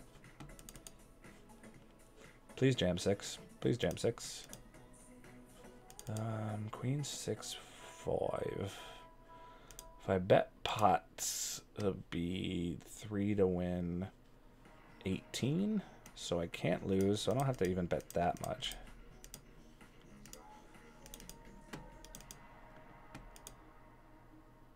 Perfect. Perfect. I'm so jelly over those stacks right now. I'd have to grind 7 hours for them. That's not true. You just gotta play dope. I wish I was playing 100 NL. I'd be crushing. How many buy-ins do I even have?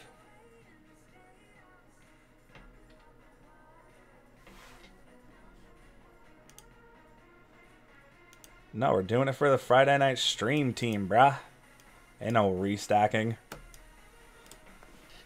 I want these snipers to know who I am.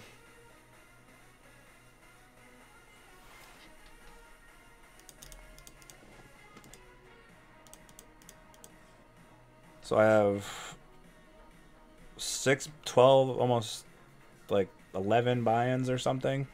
So I'd have 1,100 if I was playing my normal stake.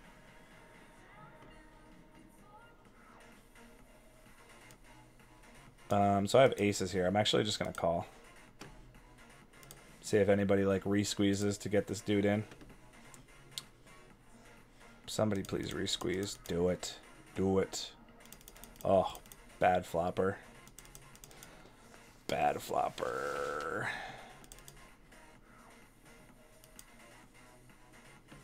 I'm just going to min raise here. And if we get called, it sucks. But we're going to have the best hand a lot versus that exact guy. And I think versus our raise, we're going to get re-raised a lot here, like against the nutted hand. And I think we're just going to get in turn versus this guy with the flush draw. He's going to have like a lot of combo draws here. Going to have us beat sometimes, but I think we're just going to get it in with the best equity a lot. And we also have our hand under repped. And he's drawing dead. Sweet. Get wrecked.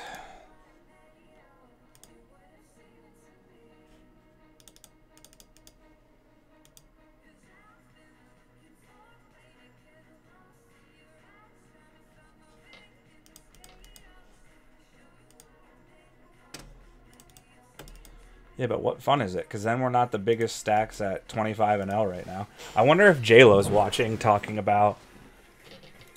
I'm gonna go into his chat room to see if he's talking about the massive 150 big blind. Oh, he might not be playing zone. I don't know if he plays zone anymore. Let me see if he's playing zone. Because he's been playing like strictly 6 max tables, I feel like.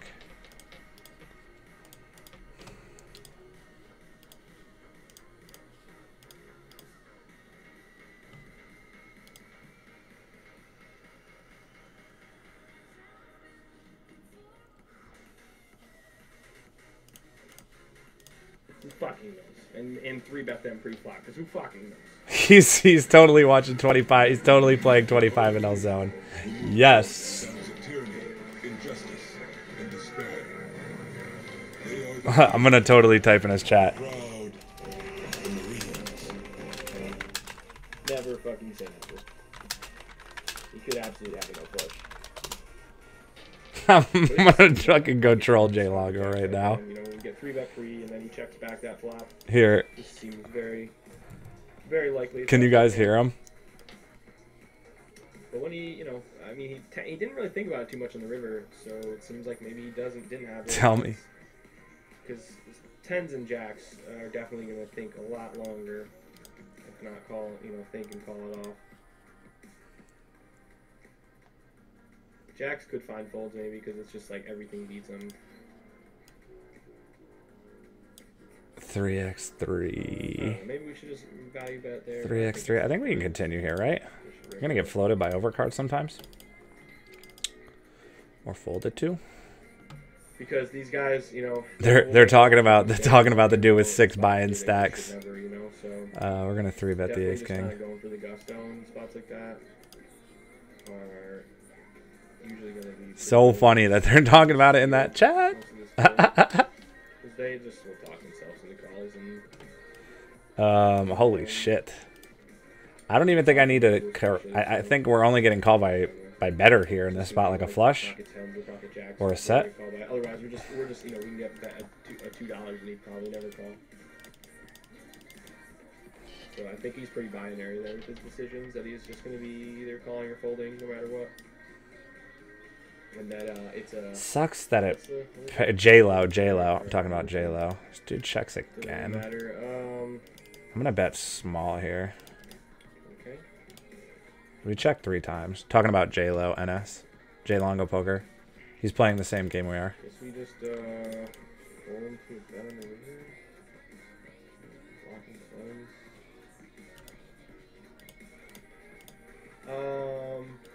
No, Sparrow, stop. You don't have to buy anything for me, man. Please, and I see, dude, thank you so much, man. Can you guys hear him talking over when I'm not talking? I really appreciate it. Let me, copy it and close this, just so I don't accidentally... I mean, ace-10 on the gun can honestly go both ways. I really like J Longo, too. I've been a fan of his for a very long time. I love him. He's a cool streamer. Dude, thanks so much, man. Definitely gonna hook him up with the host when I get done shortly. What's the game? I've seen you play it. Yeah, the Gremlins game. J Longo Poker. He's really cool. Definitely was curious about it. I'm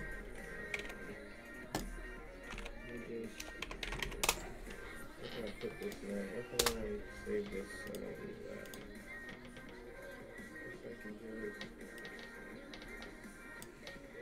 Damn it, Twitch, give me something. Come on, Twitch. Can you guys hear him talking or no? Bear with me, guys. I know I'm kind of a little bit behind. I wanna troll him a little bit. But he's like catching up on stuff in his chat, so he hasn't responded to me yet. But I'm like a moderator in his chat because I've known him forever.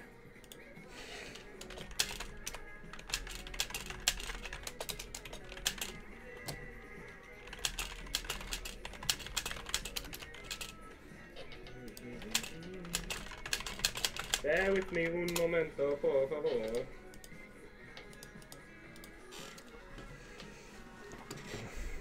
Wait, what am I doing? Why don't I just do it like this? Yeah, just fucking open up Steam right now and then add it right now.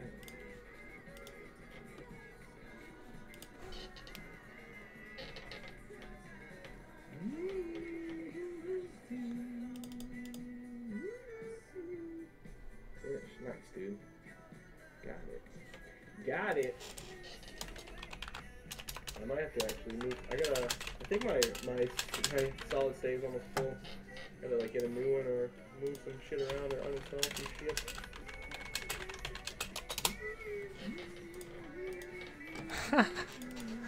All right, I'm gonna talk a little bit till Yeah.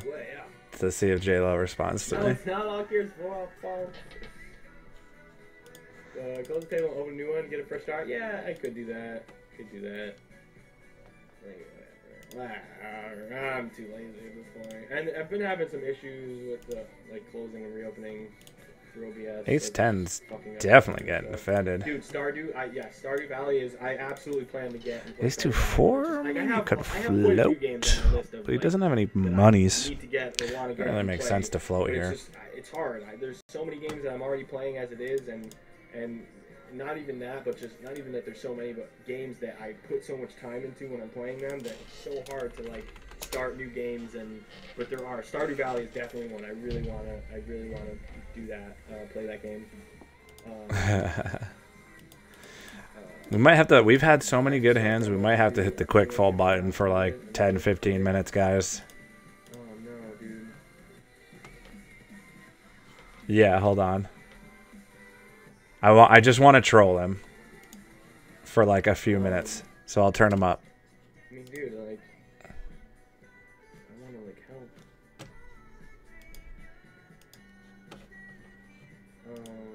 Like, yeah, and are you saying like tips that you've gotten from the casino, or I mean, I just want him to respond to me till I control him.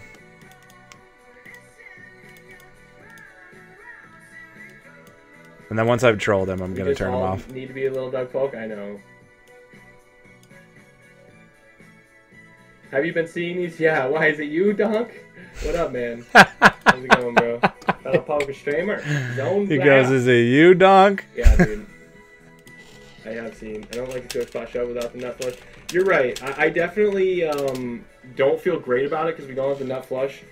There we I go. just feel like he never has, like, again, shouldn't say never. He just knew right away I was trying to troll him, that but, like, mother I feel like effer. it's pretty hard for him to have. He just knew I was trying to troll him, that son of a beach. It might have been a little ambitious, I agree. And I usually do take lines like that with the nuts.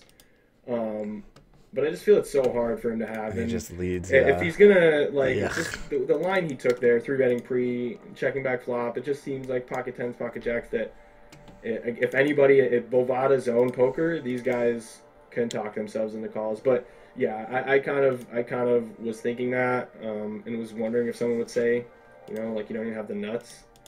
So it's kind of like, oh god, misclick, misclick. We're gonna get shoved on. We deserve it. Wow, he just calls. Yeah, you're probably right. This is where we're gonna compound a mistake with another mistake, like the rest of the pool. But we're gonna do it for cheap. We're gonna turn a 7. And we're gonna check back. It's so hard for him to show up with the nuts turn there. A 9 and maybe have the best hand. And river or queen. I've seen crazier things, of course. And I just also feel he's pretty binary there, like. No! Maybe we do get him to fold like jacks and tens. I misclicked twice in one hand. It just seems like nothing else really. Unbelievable. He really has too much. Son of a beach. But I Thank do God agree he didn't having shove. the nut flush is not the greatest to take lines like that. How do you misclick twice in one hand? Whenever I have spots like that, it's usually with the nuts. So I do for sure agree with you there. Like I definitely. And you're right. Probably should just value bet normal size. But man, these fucking guys have been like fucking doing crazy things to me all night. So I think it was my turn to fucking go crazy. Damn song. I owe about 63. Oh my god. Do I float this flop? I mean, with the back door and the fact that my straight completes 2 pair combos, I think we do. So cheap. Should we just raise, get it in? We just, I don't love it. I love more like check raise. Alright, I'm gonna turn them off here in a second. In spots like this. But I know we have talked about this a lot. This exact scenario, flopping pair flush draw. It's gonna be the queen of diamonds on the river. It's okay to just be getting in. Like, we're a favor if we got in against the king of the flop. Now we're like, now he's not even giving us really the right price. This kind of sucks, but I don't think we can fold. Oh my god, he has sucks. two pair. We probably could get it in on flop, but he's never putting it in worse, right? But we do have a slight favorite, and in cash games, you want to be pushing those Son slight. of a bitch. All right. Sorry, J-Lo. Gotta go. All right, back to the music. Thanks for letting me troll J-Lo for a few minutes. I really enjoy him. He goes, yeah, I haven't seen these 6 vine stacks. Why is it you? Now I'm going to get sniped so hard from his viewers. I have to make a phone call to see if this person is up yet.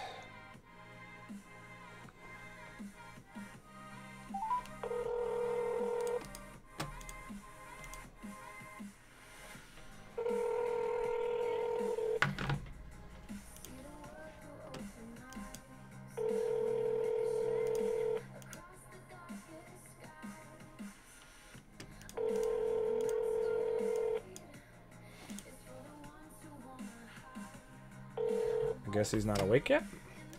He's usually awake. But he's off today. She. I gotta do this, she. Man, she. Oh, ooh, that was a nice little hiccup there. I think 4s. I'm gonna 3-bet the 4s.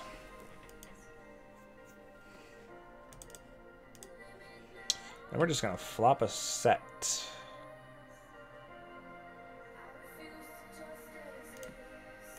And we're gonna bet big.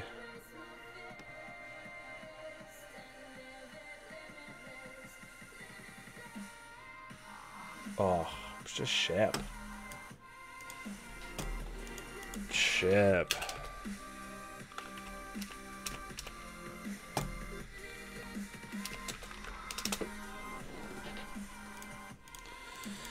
It's 5:10 a.m. Eastern Standard Time, GG.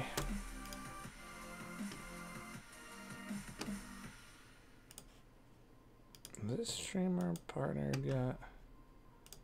I feel like they have to be by now.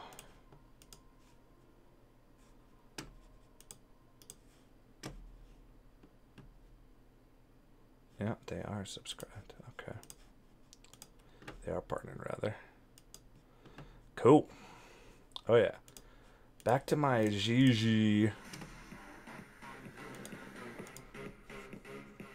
Back to my GG creating a sweatshirt. Design Lab. Alright, so I need a low... No, I don't want a t-shirt, though. Alright, I need hoodies and sweatshirt, right? That's what I need? Yes. Wait, you can create, like, wearable stuff? Like, tech accessories? And water bottles? The hell out of here. Can I really? That's fresh. Alright, we're going to start with hoodies. We're going to start with doing hoodies before we take over the world.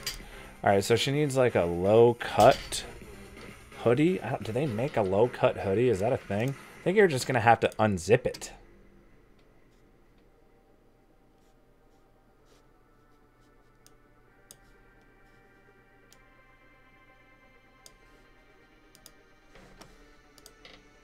Wow, 125.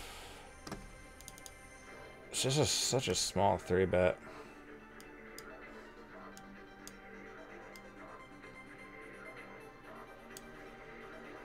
I have to fold on both of these turn cards. I have to fold this turn card when I call.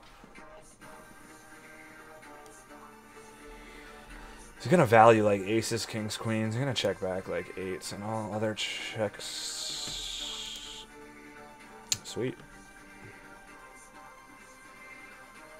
I mean, can I just pot this and get away with this? I need 40% of folds. I think I'm gonna win this hand by potting it. Oh, and then I just get snap shipped. I lied. How does he check the flop though? Oh, he's planning to check raise. Okay. It makes more sense. Girls have to breathe. But they don't make low-cut sweatshirts though. I'm sure they have a low cut T-shirt.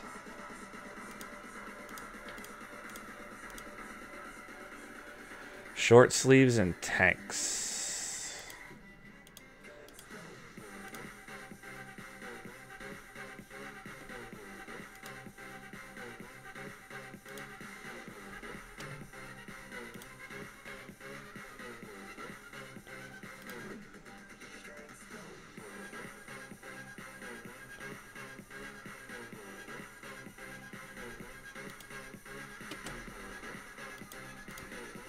Open up to Queen 9 versus the fun player.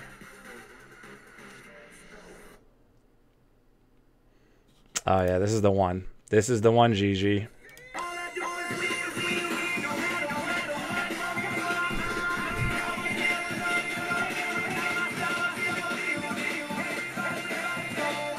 Yeah, welcome to the team, Blue for 666. Much appreciated. We're actually just gonna check this bag. Boy, we're gonna get check raised on a lot. And I think when he checks again, we can just go ahead and delay C-bet profitably.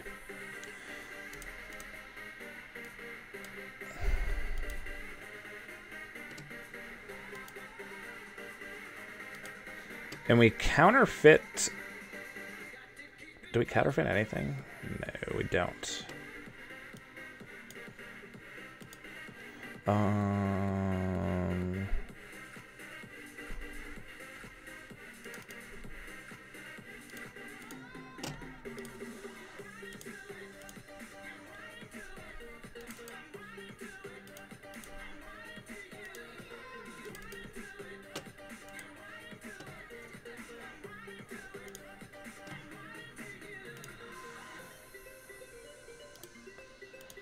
I think maybe I'm just going to ship the kings. It looks so much stronger to 4-bet. I think it looks weaker to ship. Might get cooler by aces here. Wow, can I not raise? I guess I can't ship. It's only going to let me raise.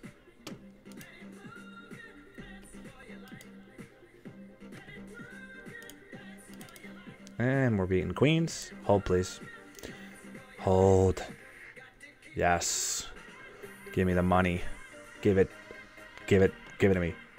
Give me the money. Give me the money.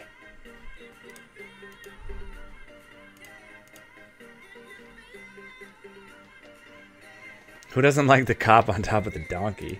It's the greatest.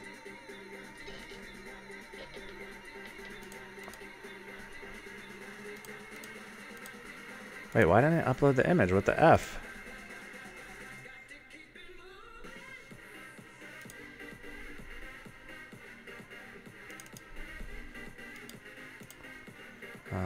Yep. Seems reasonable. We're gonna 3-bet this dude under the gun because we're beasts. Yes. Yes. All right, GG.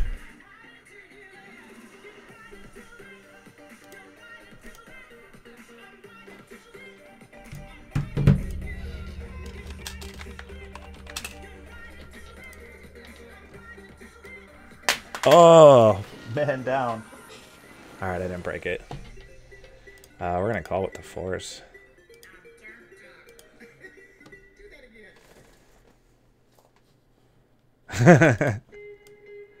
Right. All right, you ready? Are you ready? Are you ready, Gigi? We're gonna take a quick break from the pokers, so that we can do an image window capture.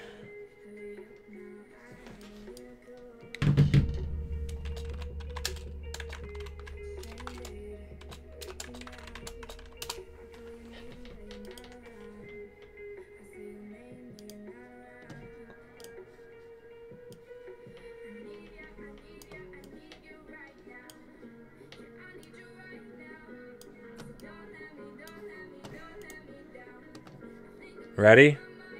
Are you ready? Boom!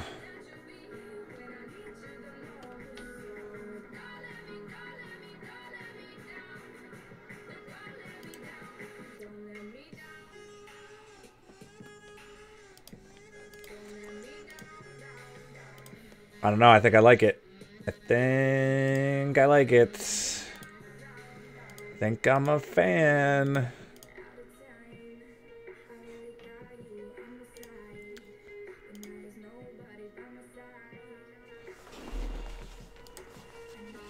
She get the LOL. Thought you'd appreciate that. We get 3-bet.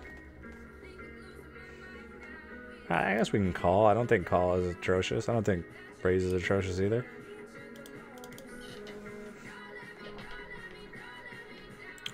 And we're gonna start with the call.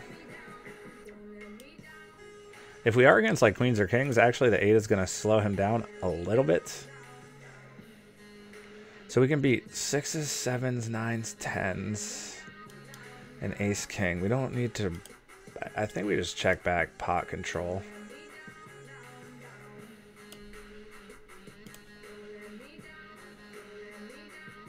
Do we get called by like 10s and 9s here? I think we do, but we also get called by queens, kings, aces. So I think the combos that we're value betting get offset by the. I think this is just a check lose to queens. Ace king, he's not calling, so that's fine. Got him. Got him. Like, so we could value bet against like 9s and 10s, but then we're still losing to like queens, kings, aces that are like just definitely calling for sure there. So like we're not getting as much value as we think we are. It's like one of those, again, one of those reverse implied odds spots. Dude, I wish I can move the logo up. It like won't let me. Wait, can I just make it bigger? 25 inches. Kappa. Kappa, get it? 25 inches, Kappa. No? Nobody? Okay, fuck you guys.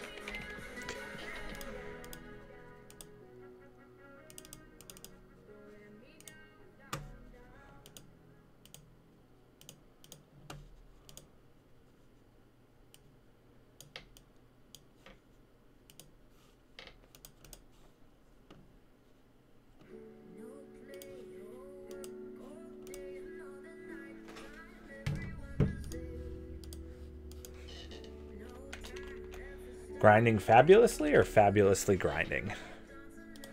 Grinding fabulously. Grind so fab.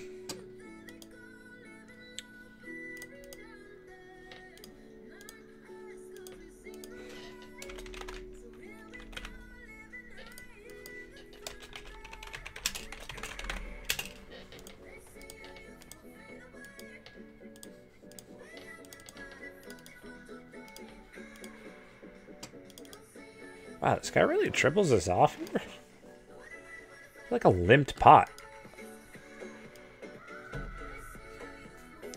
guess. Sure.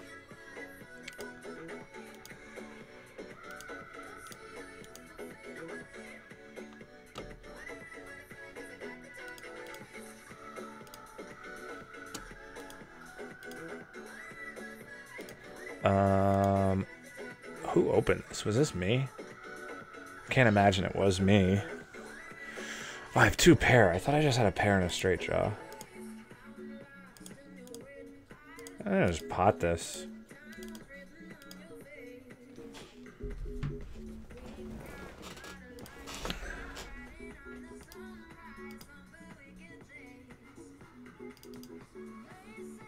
And that's a pretty bad turn.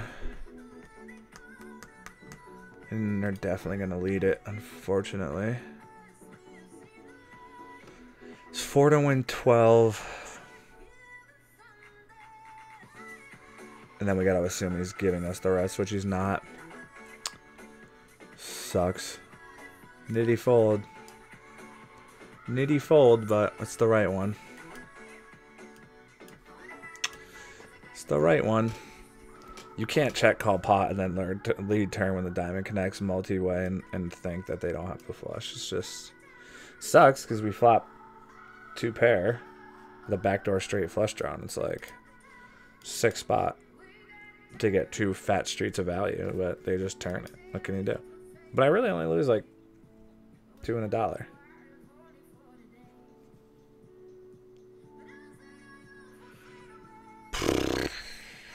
can't barrel a whole ton of turns here. I can barrel 7, 9, Queen, Jack, Heart. That's actually kind of a lot.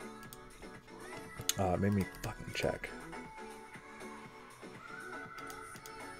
Might actually have the best hand now when he checks back. 1 Bieber. Give me the money. Oh, you mother effer, have me out kicked.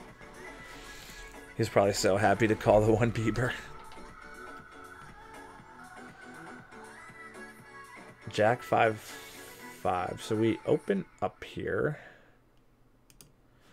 And get called by a fun player. I think we just check back, try to realize.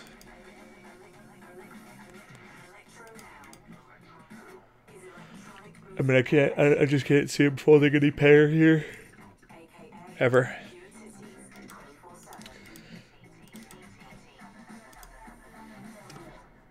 Oh, GG, don't worry. Don't you worry.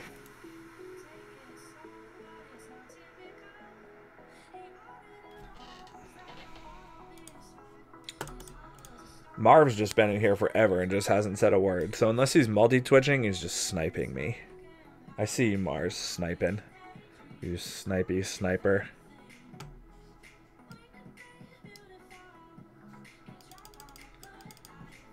Mm, 7, 5, heart, ace, 3. Got a lot of turn cards here. I have the best hand, so I could just check back, too. Ooh.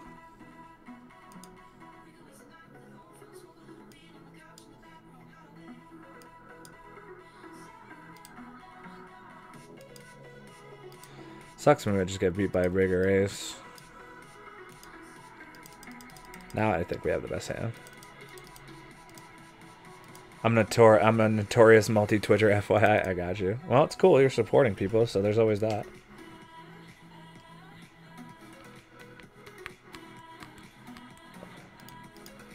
Open up the 6, 5 of clubs. I'll defend here if I can get 1 more caller. Yeah, I think we're just going to fold. Against cutoff, we'd probably call, but they're going to be a lot stronger here.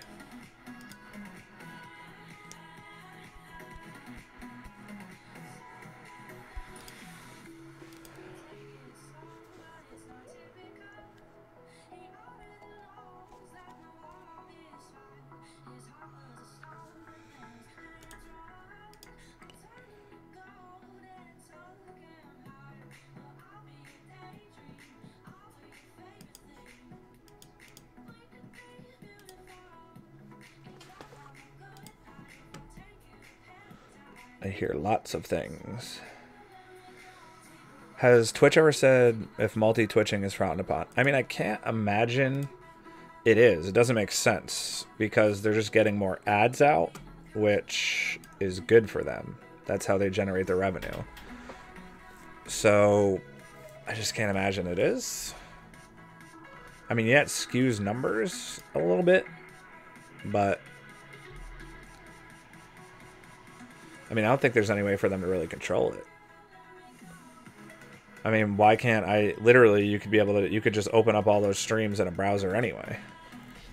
This is such a dumb raise by this guy, because you know I'm going to call. And unless this guy is, like, just trying to ISO this guy to jam... Like, yeah, this is worst case scenario for this guy. Because I'm going to flop a 6.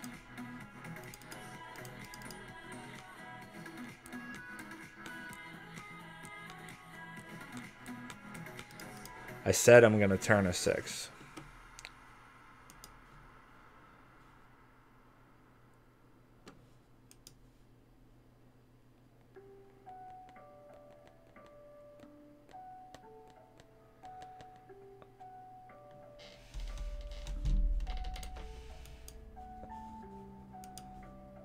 Just interested to see how this plays out. Is this guy actually going to fold here? Wow, he folds.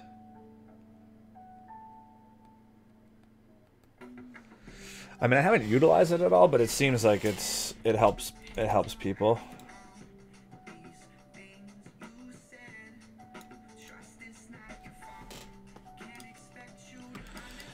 I can't wait to to get back to the MTTs. I'm going to love the MTT grind. I'm absolutely going to smash MTT fields.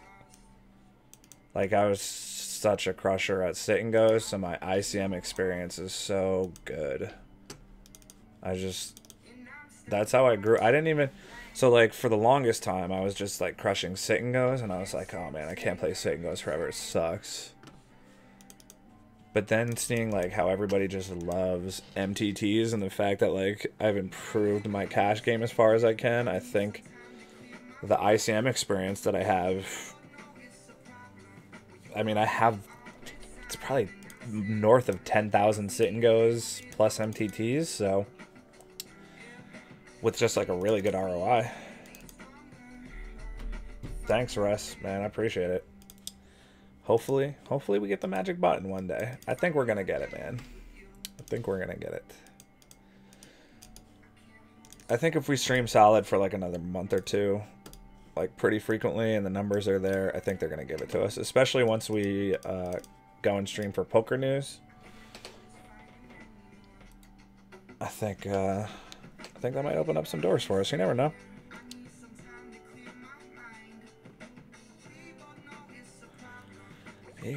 I mean, we're gonna get called at 10 here. I mean, we make 6s fold.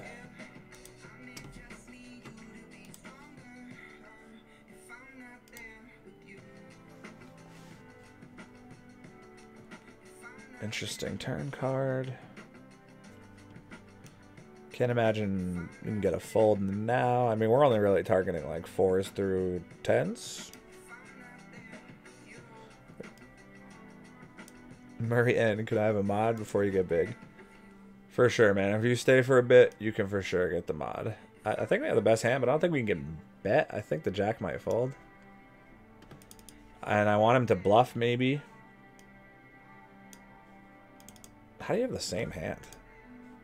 Weirdo. We're going to start with a call here. We're going to have to give up a decent amount of turns.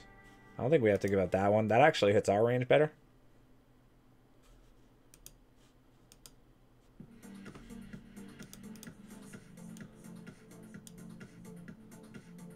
Interesting. I mean, can I like make 10s and 9s folds now? 10s and 9s fold now? I think we're trying to make like 10s and 9s fold. We're not going to call by like ace high anyway. I think the flush draw might even fold. Yeah, like I like the bet there because if we check back, we lose to 10s and 9s. Whereas like they're definitely going to have to fold there with that exact run out. Like, they lose to the flush with hitch, they lose to the 7, they lose to the queen. But if we check back, we're only beating ace-king, which is folding anyway, so I like targeting the 10s there. Oh, did I not have that on screen? That was such a good bet. Fuck me. I'm going to replay it. We're going to review that hand so you can see it right after I open these aces. Oh my god. Do not adjust your television sets. Do not adjust your television sets.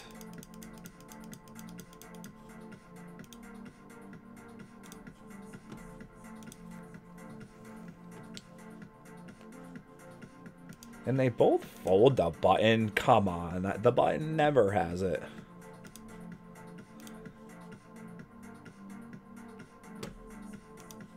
No, you didn't. That's cool. I mean, I think we have like a mod or two hanging out.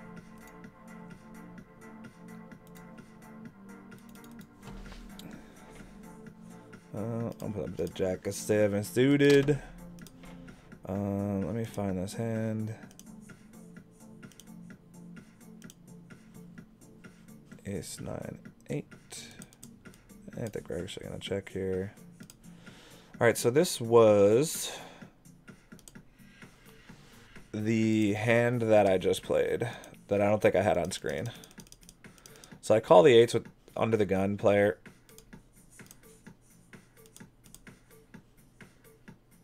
Because he's got a deep stack. I don't particularly want a 3-bet, even though I could, it would be profitable. But I'm gonna get like 4-bet by the top of his range, and I could potentially stack him, but I'm not sure they're gonna stack all that often. So I just select a call and play the hand in position. versus somebody who's probably going to play like a super deep stack pretty perfectly against me. So he leads the flop, which he's going to do with like ace king, ace jack, king jack, nines or tens most likely as well, and even jacks. I didn't even think of that combo. And then the 7 hitch, which better hits my range because I have like 6-7, 7-8. I have 2s in my range. I have 7s in my range, even though the board technically blocks them. He checks. I end up checking back, and I might check back a flush draw as well, with or check back a queen. So both get completed, right? So the flush gets completed. He loses to a 7. He loses to a queen. So I could check back, beat ace high, right? But if I'm betting, he's also going... Sorry, I didn't mean to hit the mic with my phone. That was probably loud. So he's going to fold anyway to the bet. But if I check back, I'm going to still lose to 9s, 10s, and jacks in this spot. Even though I have showdown value and I'm going to beat like 5s and 6s. I think I can still make 10s, 9s, 10s, and jacks that beat me here. That are also opening up under the gun right there. Fold in that spot. So that's like one of the spots, if you can get a fold there from like 9s, 10s, and jacks, that's where you're like really outplaying somebody who has a better hand than you. So I thought that was worth a second look at.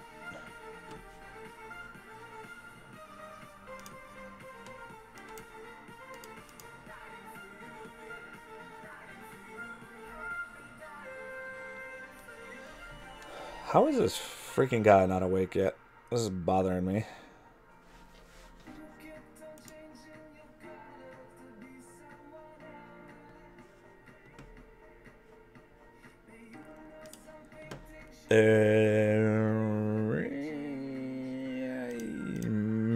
Man. Just smashes the small blind. Oh, we're going to bet a quarter and win because he's not here. Sucker.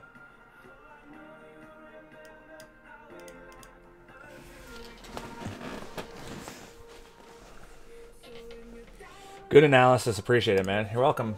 Glad I could provide. God, stop trying to make me misclick all in against that guy. Bovada trying to set me up. Flush draw, 2 overcards. I don't even think we have to bet that much. I mean, this is going to hit both ranges, but I don't particularly see him folding, so. We might face a raise here sometimes, and we're super deep. 4 kind of sucks. Not as bad. I think check call's probably better here. He's not going to fold. We're going to face raises from some 4x that he has, like 4, 6-4, and then 6-4 is completed. So I think we could just give up here. You're most welcome. Oh, wow. You have diamonds here? Or like you floated king, queen? If you have diamonds, I'm going to puke. Oh, you just had ace-3. Okay, that makes sense too. I don't expect him to... I guess he can check back. Dude, all the most popular streamers are MTT players. Sucks, but it is what it is. The people buy into it. You know? People don't leave on deep MTT runs. They generally don't. And like I've done... I mean, dude, I've won like 6,000 entrant MTTs before. I mean, not frequently, but like it happens. All right, so we're going to 3-bet the 3s as part of a bluffing range. We're going to get called by better a lot and outplay them post-flop. Sucks when the small blind comes along, unfortunately. That's not what we want. We just want to generate the fold or get called. But when we run like God and flop the 3, I mean, this is one where like they have 9s and jacks in their range, and like we're gonna lose a massive pot here sometimes, but it just sucks. 3 on the turn one time for the kids. Oh, worst turn ever. Worst turn ever.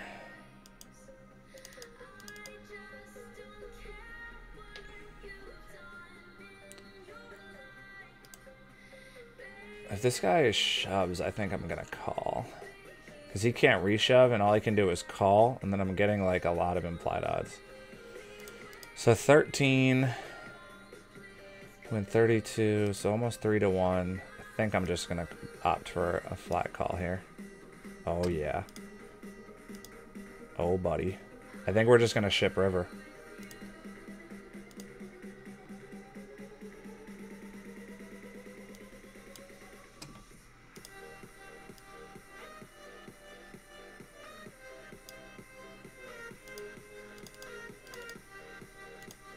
Let's go. Let's go. Let's go. Let's go. Full screen. We're going full screen. I'm sorry.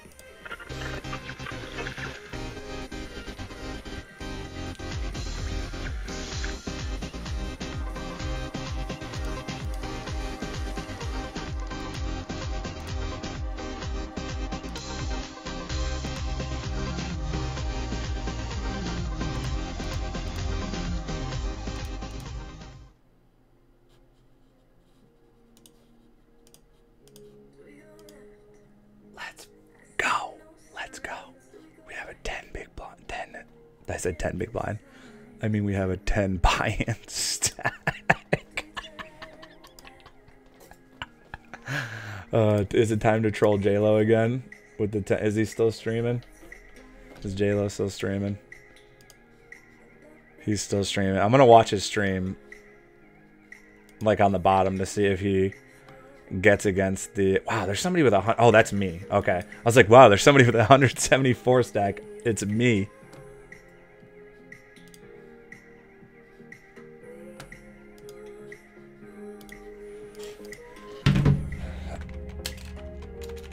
I'm gonna write in his chat, bro, 10 buy-in stack.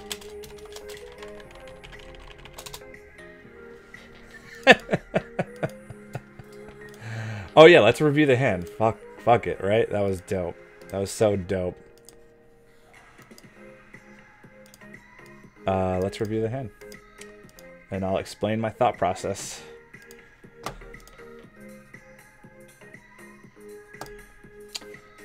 So yeah, obviously you can see what he has there, but we'll still go through it. Grips can hit 1,000 viewers too. So we get a raise, and we 3-bet, and clearly not that great of a player to be calling out of the small blind with his exact holdings, but whatever. So we call. We flop the set. He actually flops the dream, right? If he had like check raise the flop, I think we got to get it in anyway versus the flush draw and combo draws that are out there.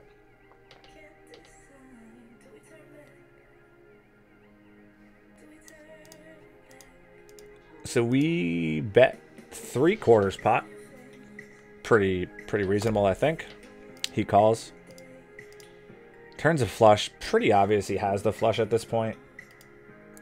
But if you think about the odds, we're getting 13. We're calling 13 to win 31, which is like exactly. It's not 3 to win 36. It would be 13 to win 39. Would be 3 to 1. So we're like 2.5 to 1, right?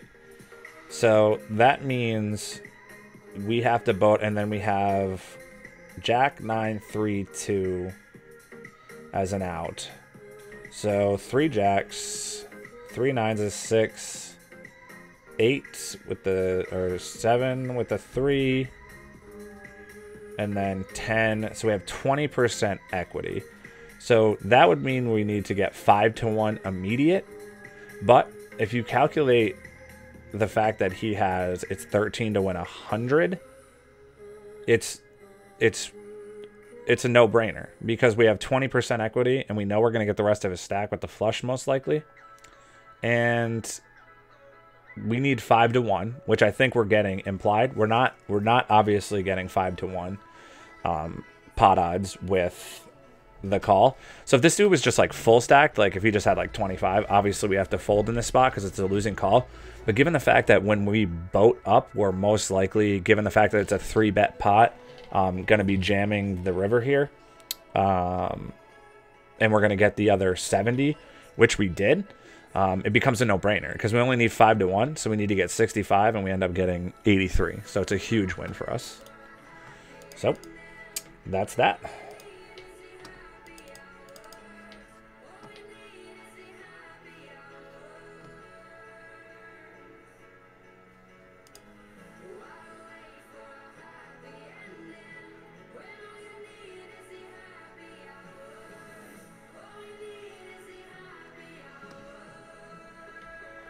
Riz, did you get the replay? I think you got the replay.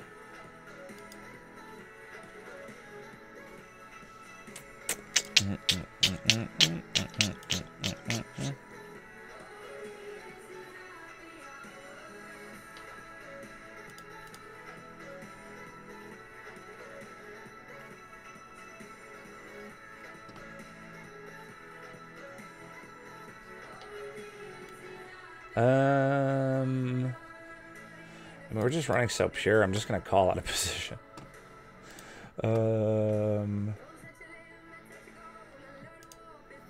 We get 3-bet here. I mean, it's like a min click back. I guess we'll play it because he's pretty deep.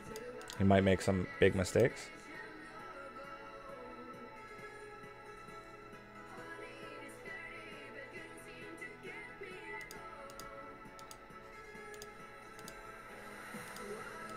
I'm gonna check back.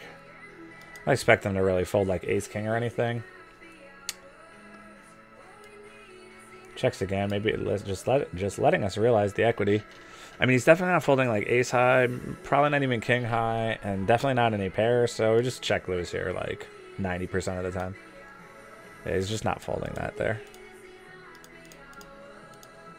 It's pronounced Reese. Okay, my bad.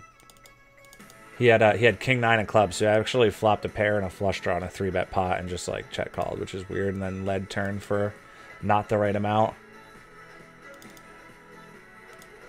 If I'm him, I probably just ship the turn. What's the question? Shlu, what did he have? Queen 10 of clubs. I'm sorry. He had king 9 of clubs. I thought you guys saw it. I'm definitely going to highlight this stream because it's awesome. My stacks are pretty sweet. The stacks are pretty sweet.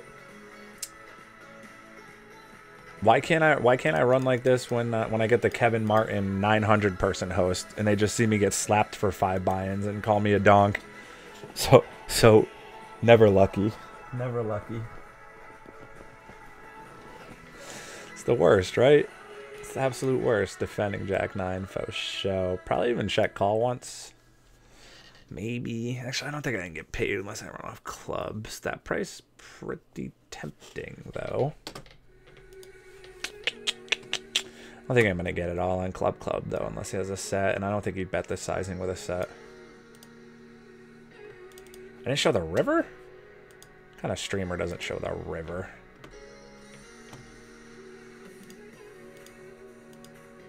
What kind of lies is this?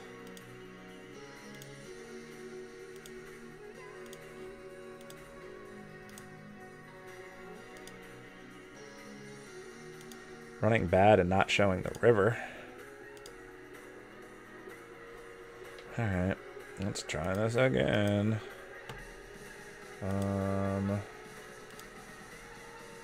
Actually,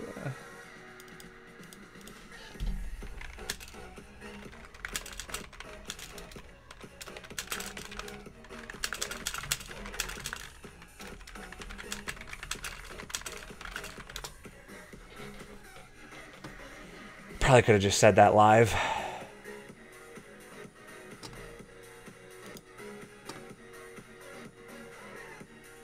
I guess we gotta fold here.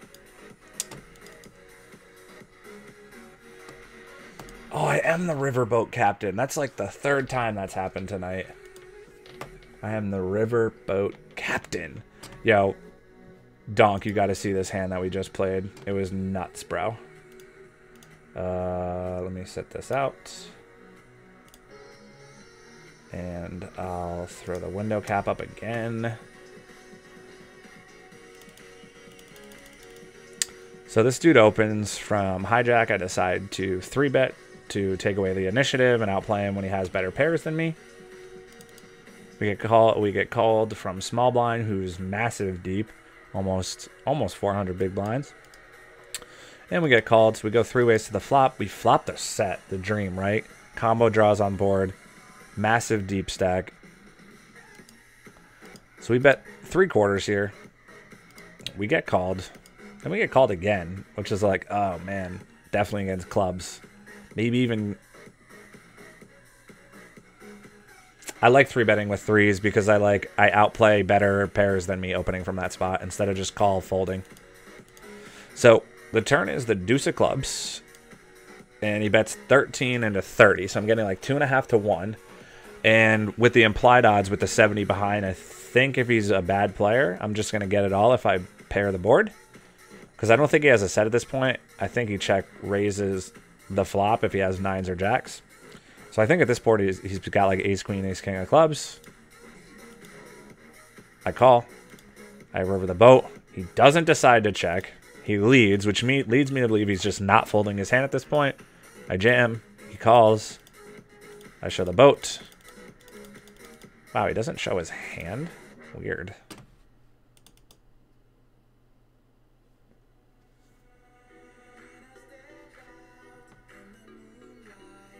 Why doesn't it show his hand?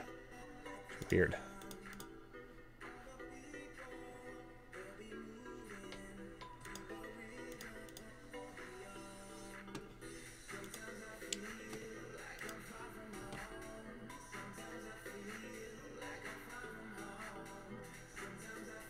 Wait, does it show it here?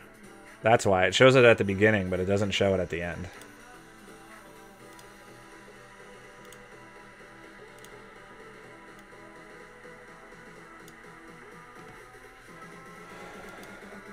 So, that was the hand. It was pretty fresh.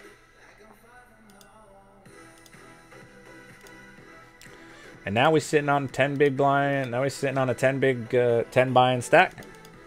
As well as a 5er or 6er or 7er, something like that.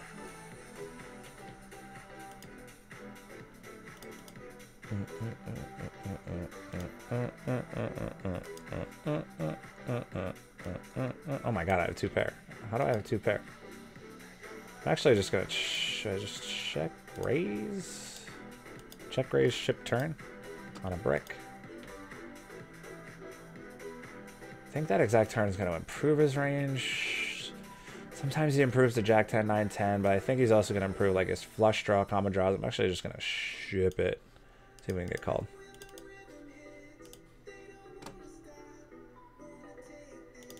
Yes, yes, yes. Give me more chips. Give me more chips. Chomp, chomp, chomp, chomp, chomp. Give me more chips. Nom, nom, nom, nom, nom, nom.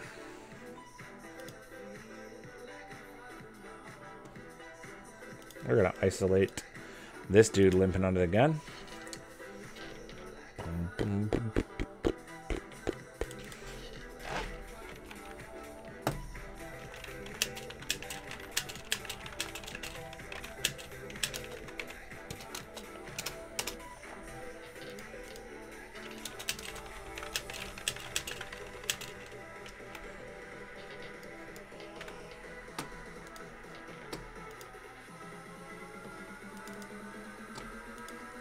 I don't think people are like 4-bet bluffing at these stakes, bro.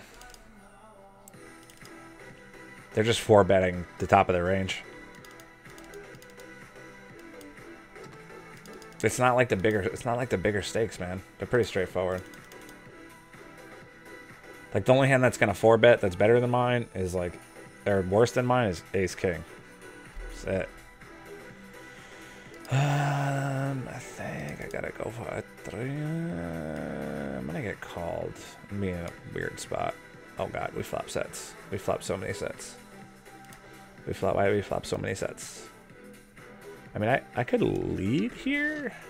What are the odds he flops a flush? But he could have like kings or aces or ace queen with a heart. I'm gonna lead here.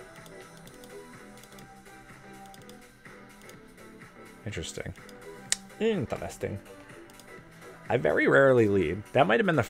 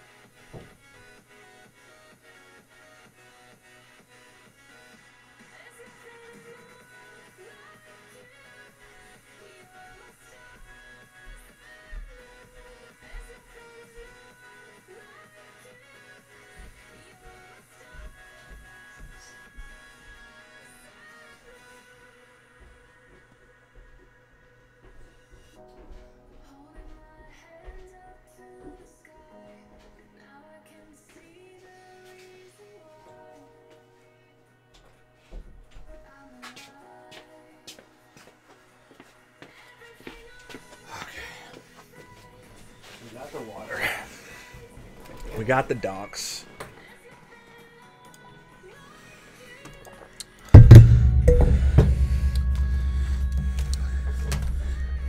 Again, if there are anybody who's in the chat who don't follow, please do us the kindness of following.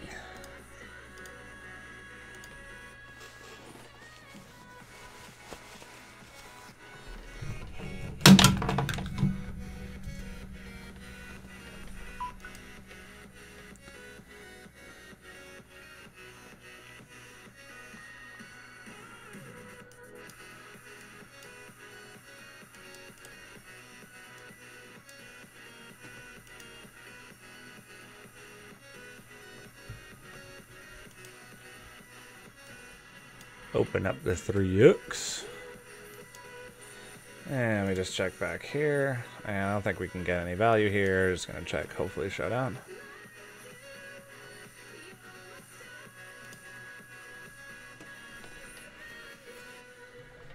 Okay.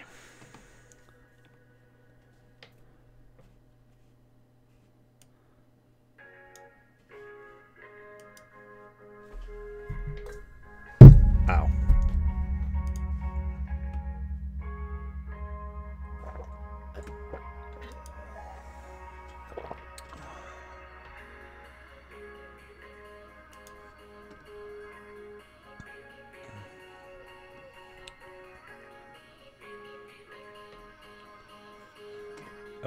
Defense close from that position.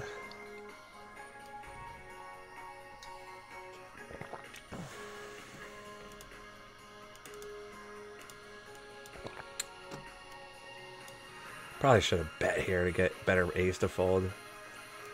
Or a deuce. Yeah, fuck. That was a mistake.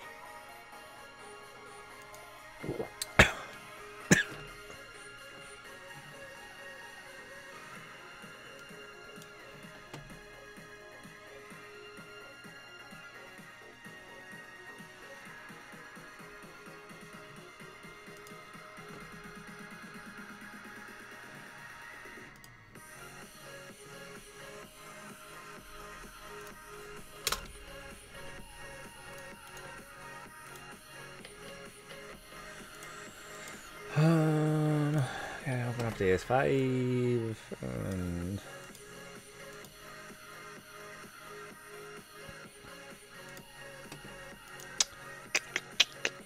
kind of a connected board. It's kind of dry. I mean, I should be able to get him to fold some of this. Barrel a spade. That's always good, I guess. I guess I could make him fold small pairs.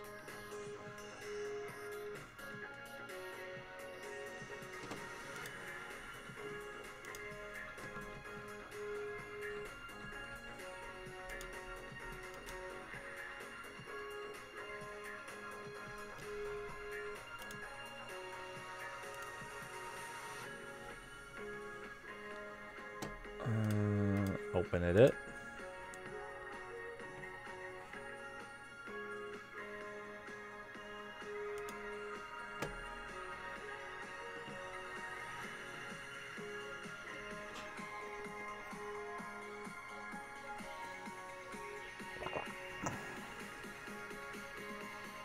I think we should continue here, right? We only have, I mean, we're gonna be better than some of his. We're gonna be able to draw out on some of his range. I think on that exact turn, maybe we should check back. He's gonna have like 4, 5, and 5x, and then we just get the monies.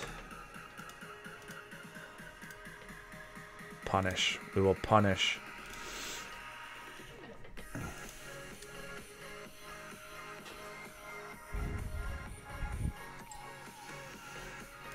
Wow, he actually has a 5? Are you kidding me? He tanked for so long. Let's see what he has.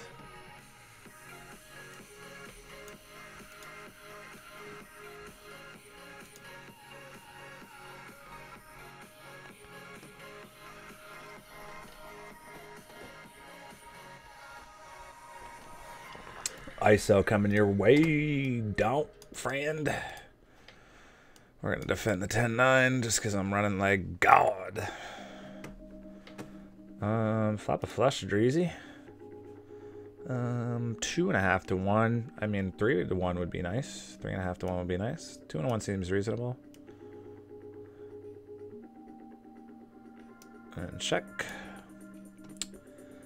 Think with the overcards.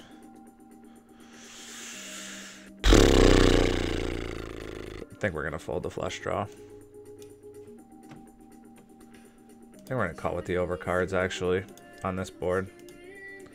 I 3-bet and called this flop.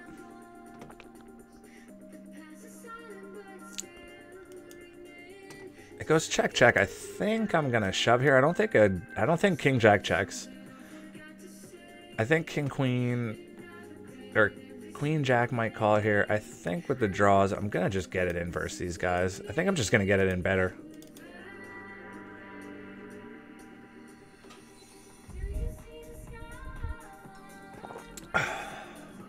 And I don't mind losing the 10 to be honest.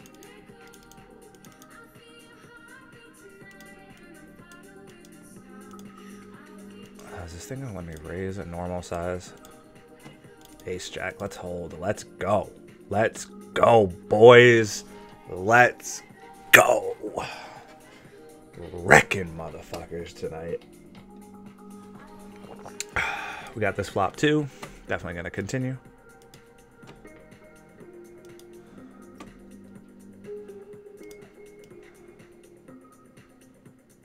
I'm not even gonna pot this. Just gonna make it 3-10.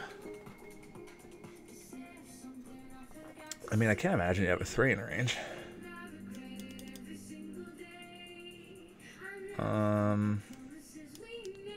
How do you have a 3 in your range? You can't. I'm calling here. This doesn't make any sense.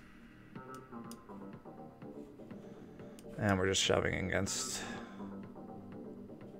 Actually, we're just gonna bet for value.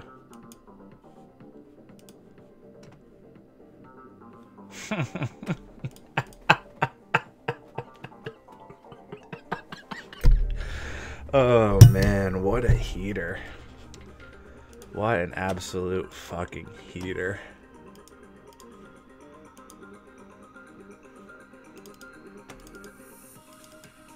Riverboat captain certified. Certified riverboat captain. I'm gonna make this huge. He snap calls, we flop a set. I think I'm gonna actually let him take the lead. He snap checks. If he has king queen, cheers, mate.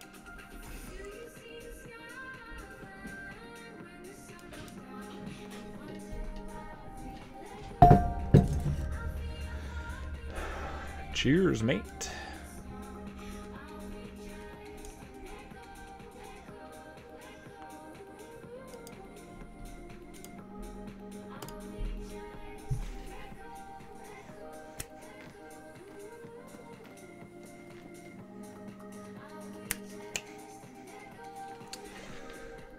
Y'all the real MVPs.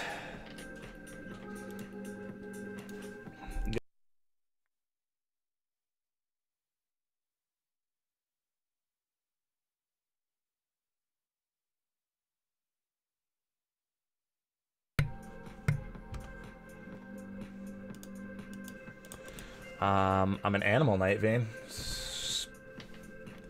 Playing awesome, running awesome. I don't think I've made really a bad play all night. I think the one bad play I made all night was getting ace queen in pre-flop versus a 40 big blind stack. And then we ended up flipping, and I went and equilabbed it, and I was at worst a 52% equity versus, excuse me, his range. So it was actually a slight edge, but honestly, I think I've just been playing really well. And it hasn't hurt that I've run really well and ran up the top of my range against the top of other people's ranges as well. I mean, I could 3-bet this. 3-bet this as well.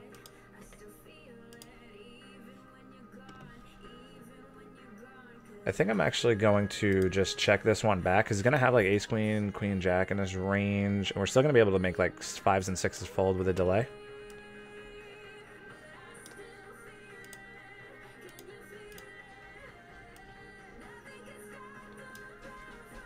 So I think like 3s through 9s should probably still fold here.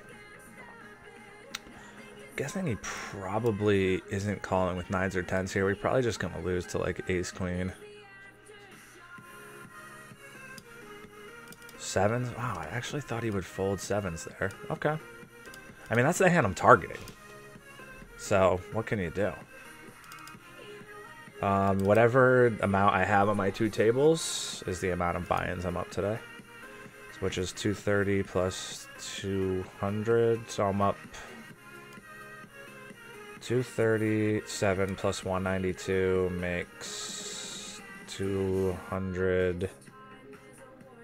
430. I'm up 430 today. I don't know how many buy-ins that is. Sounds like a lot of money.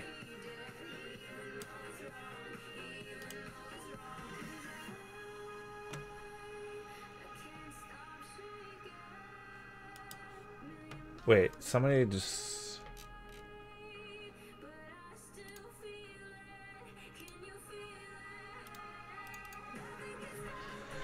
Punish the follow button if you're new to the stream. 17 buy-ins, yeah. I'm up 17 buy-ins, friend.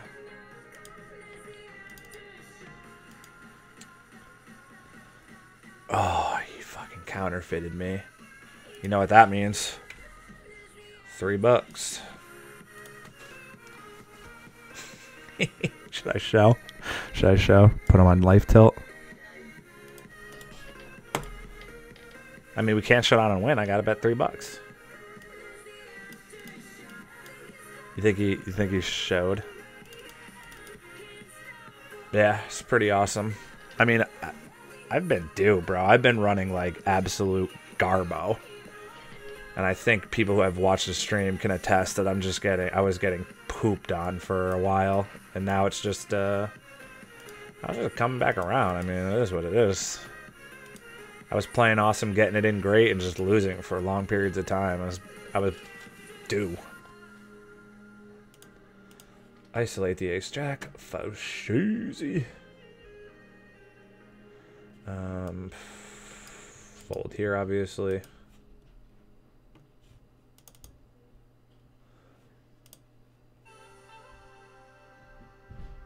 Yeah, I mean, for sure. Sometimes everything just goes your way. Did you win a big hand tonight in zone with 3-3? Indeed, I did. Indeed, I did.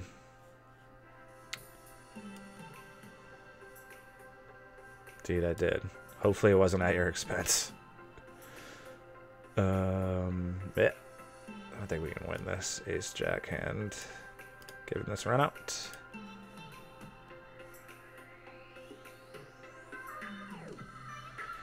It's no worries, man. That's what shot taking is all about. Lose a few buy-ins, move back down, work on the game, do it again, shot take. Then the next time, hopefully one of the times that you play it, you move up. Probably could open the king jack against the fun player, but it's cool. We get rewarded with being able to isolate a fun player. Oh, I don't want to bet 185. Oh, he raised. Oh, now I do want to raise. Okay.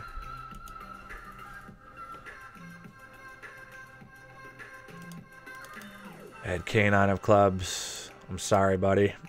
We reviewed the hand. If you want me to re-review it again, I'll find it and tell you my thought process on how I think the hand was played wrong. Not that I thought it was really played wrong, but you gave me... I mean, I'll pull it up. I'll pull it up. We can go back. I'll tell you my exact thought process on it.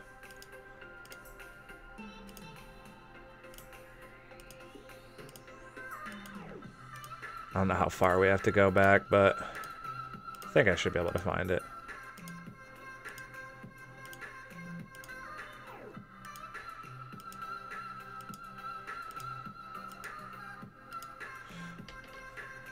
I'll keep playing while I'm searching. Okay, was that it right there? Oh, that was a different one.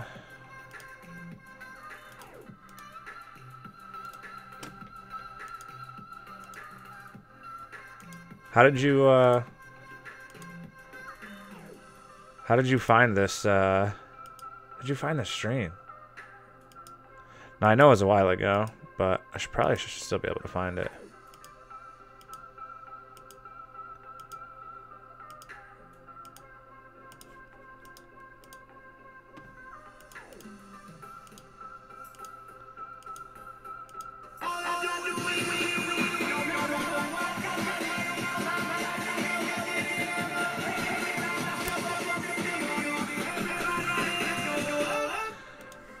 Poker Kid Luck, welcome to the stream. You the real MVP, bro. Thanks for the support. Much appreciated, homie.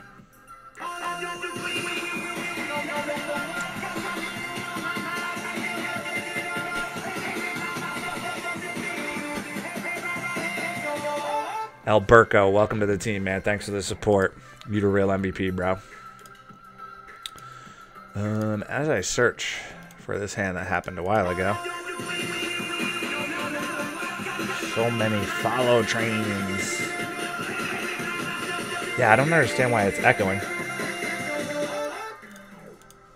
I think I have two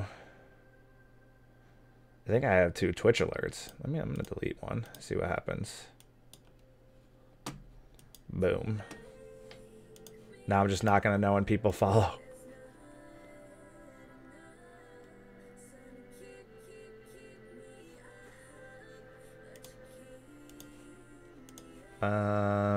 This seems like a pretty good hand to 3-bet in that spot.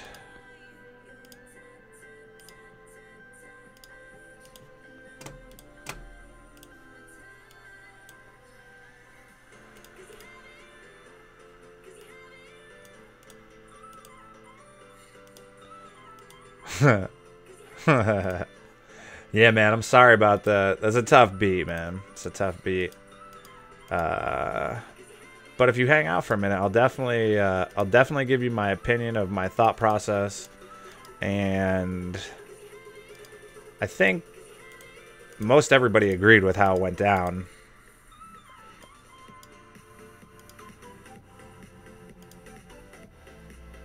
King Jack, open that up.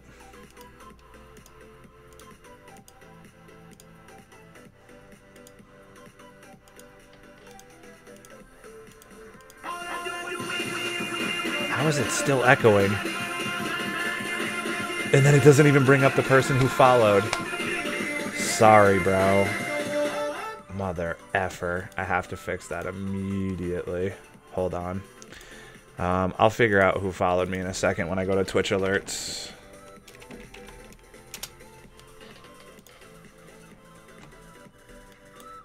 I don't even know how that's even possible because I don't even see hand history.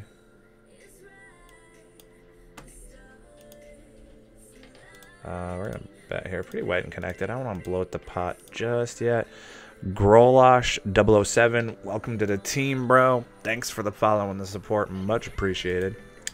I think we're gonna go ahead and barrel again here.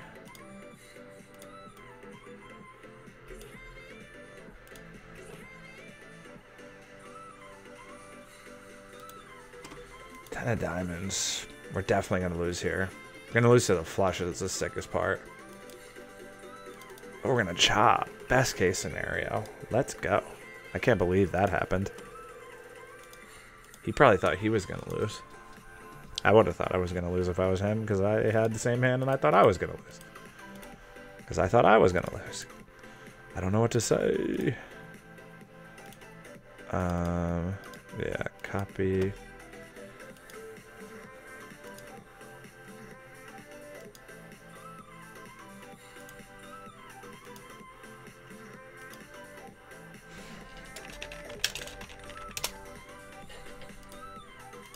Wait, this is already in use? Where's Twitch alerts?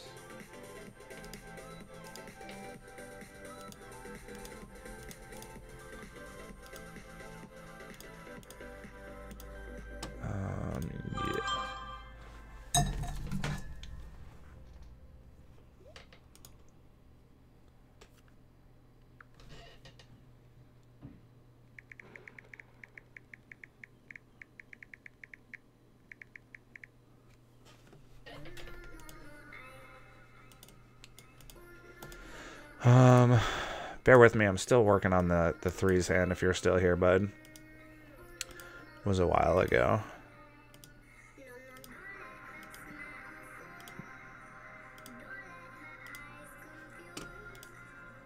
I think I'm gonna 3-bet here. If he jams, I probably gotta fold.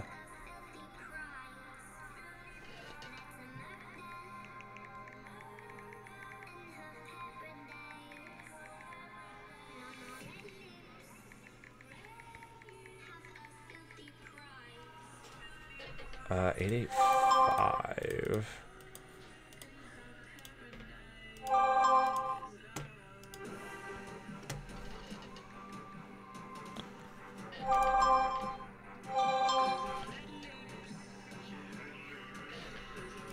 I gotta turn this down because it's mad annoying. I mean, I know exactly what happened. We don't even have to really talk about it, Jack. I'll explain exactly what happened because I remember. Is he still in here? Yeah, you're still in here. So I remember exactly what happened. So I 3-bet. You called out of the small blind with King 9 of clubs. We went to the pot 3 ways. I ended up continuing for like $4 into 6. You ended up calling with the 9 and the flush draw. That's a good call. You could argue for probably getting it in there too. Even if you're against a set, you have a lot of equity. So call's fine. Even if that other guy re-squeezes and I re-squeeze, you're getting it in definitely with 33% equity, if not more, probably closer to 40 or 45, 50. So it's a huge win for you. You just happen to be up against a set, which I have the most equity against, obviously. Show you the ace queen, so you show me the 5-3, I guess.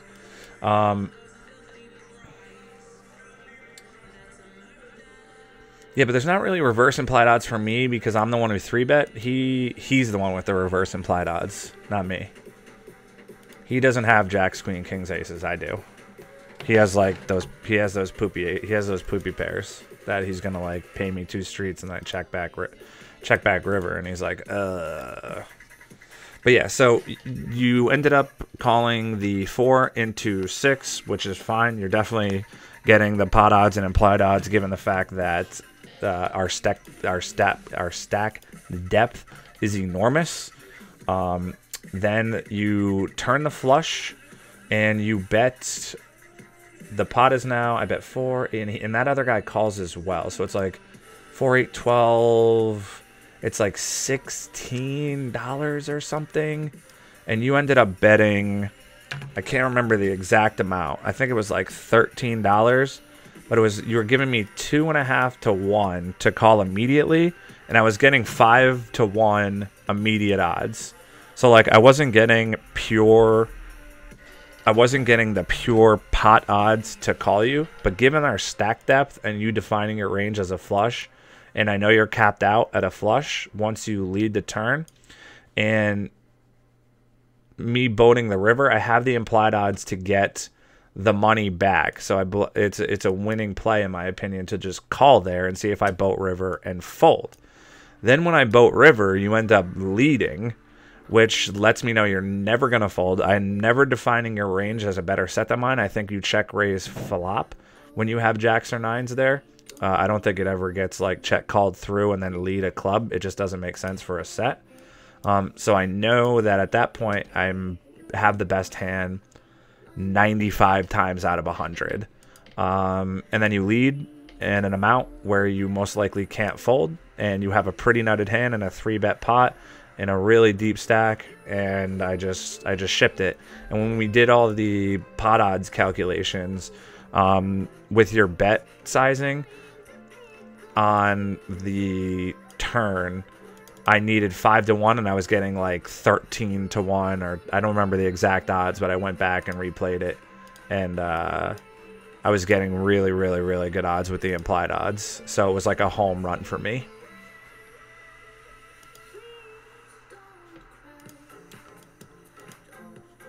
So the only thing I would have changed in the hand is that when I'm calling there, I most likely don't have worse flushes. I 3-bet pre, so I'm the one who has like ace queen of clubs, so I have a better flush than you.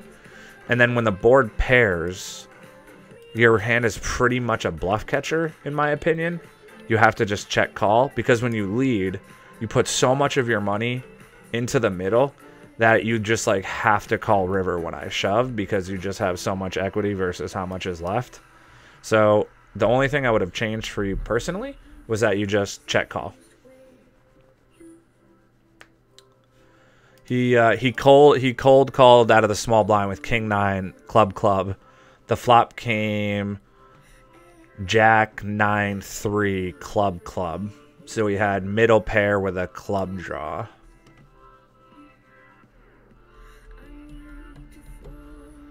Right? So then the pot is like $6, and I lead 4 with my set.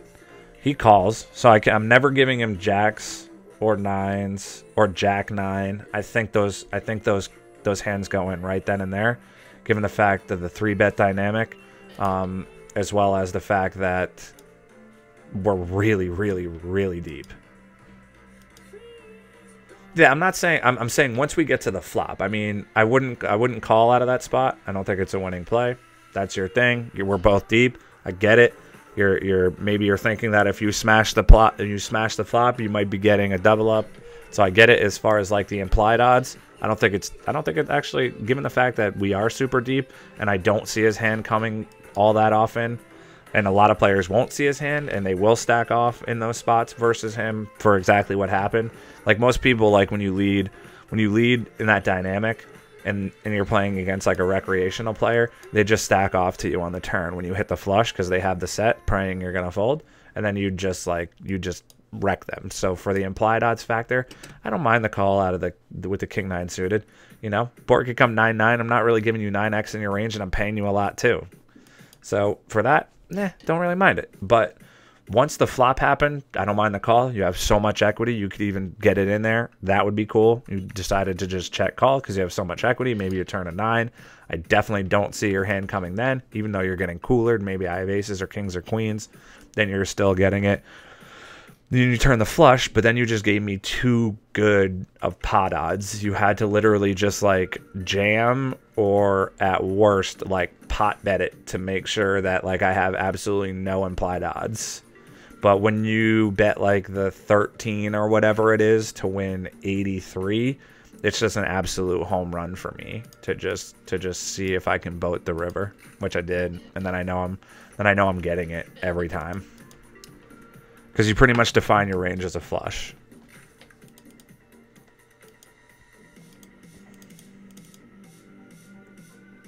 But if you have like a $25 effective stack, I don't think leading turn is a mistake. I think that's fine because most of the time I can't profitably call there.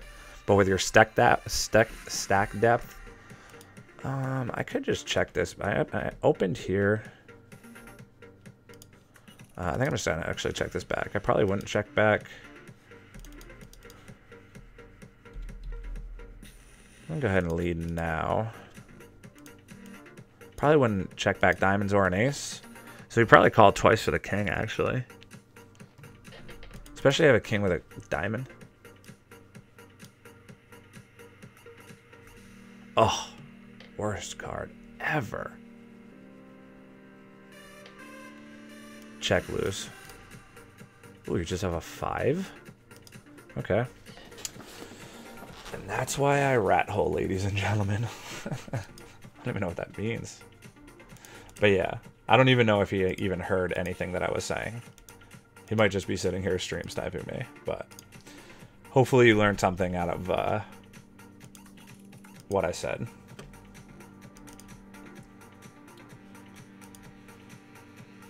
And my apologies for stacking you. I hate stacking anybody who would potentially come into my stream and try to support.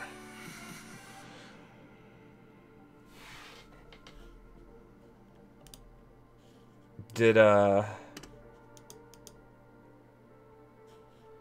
I don't think it's that big of a cooler. I mean, I just think it got misplayed on the river. That's it. Check call instead of lead call. We're going to start with a call here. We're going to get raised. We're going to get squeeze raised sometimes. That's a pretty bad turn card for his range. But we have a diamond, so I mean, I could lose here to like ace-9. Ace-7, okay, I mean, same deal. Oh, snap. Shout out to J Longo Poker, man. Thanks. I was just about to throw you the host not too long. I'm heading out in a little bit. Hey, if you guys are in here and you're not following J Longo Poker, please follow J Longo Poker. I've been following him for like, gotta be close to a year now. Dude definitely deserves a partnership. Awesome streamer, super entertaining, super interactive with his viewers. Like I said, I'm a mod in that channel. And yeah, please, please, please throw J-Lo some love and some follow him. And he's doing the exact same thing we're doing here. He's just playing 25 NL zone. He plays some stuff off stream, I'm pretty sure. And so yeah, if you're sitting in my stream, you're gonna enjoy exactly what J Longo is doing. And he's probably more charismatic than me, but he doesn't fly through space like we do. But he's got a cat named Lily who's pretty cool. It's a good prop to have and a good friend. I'm a fan of the Lily, and most everybody's a fan of the cat. And he does some pretty hilarious drunk streams now and then. So, and his poker knowledge is really good too. So if you definitely where'd your beard go, J-Lo Kappa? If Lily, yeah. So if you guys are here and you're not here from J Longo stream, definitely click on this guy's name. Obviously, I already follow him. Give him the follow. Show him the love. Help him out since he threw us the host. And if you're from J-Lo stream, please punish the follow button while you're here. I pretty much do the same thing that Jimmy's doing. And yeah, I don't think actually Jimmy knows.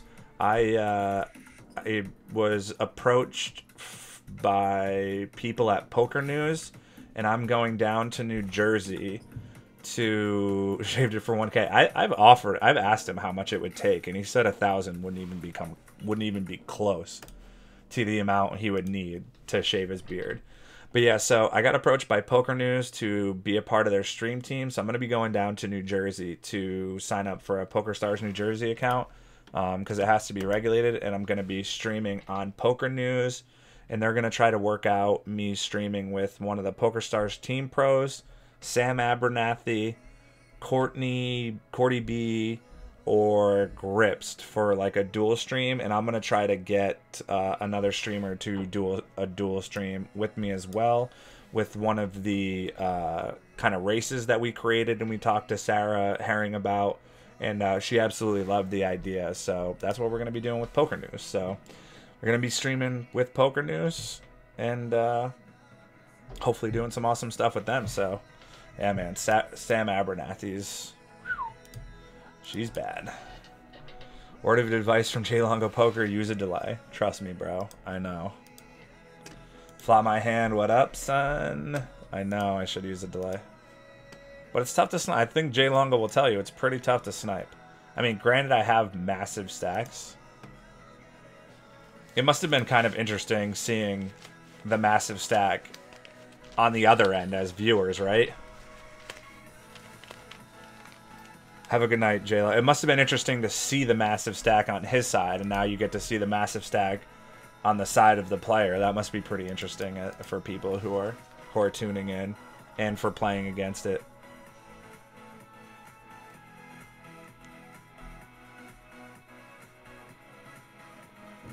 I mean, I can raise my gutters. I can turn diamonds.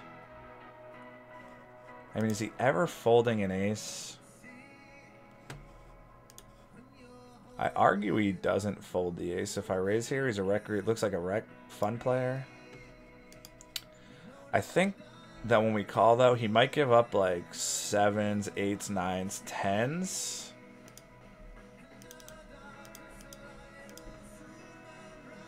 So I'm going to bet here. Nice. Nice. Generate the fold there. Yeah, I love seeing plays and stacks from the other person's point of view. It makes me feel like more of a badass. Alright, J-Lo. Have a good night. Yeah, again, make sure you guys punish the follow button for J-Lo before he pieces out. Have a good night, man.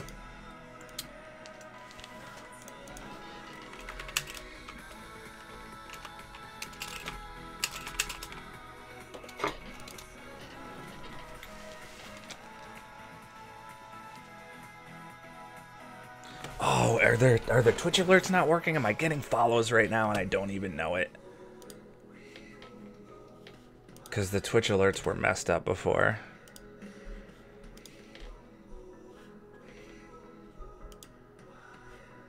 That could be a distinct possibility.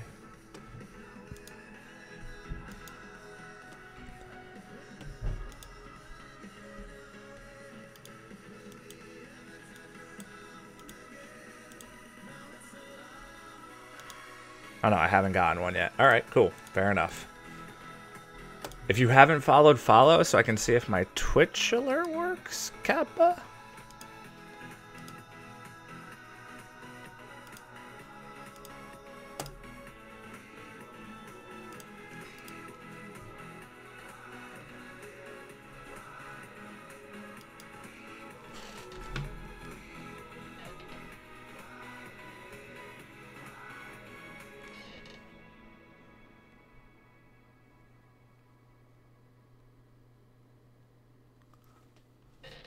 And we're gonna fold.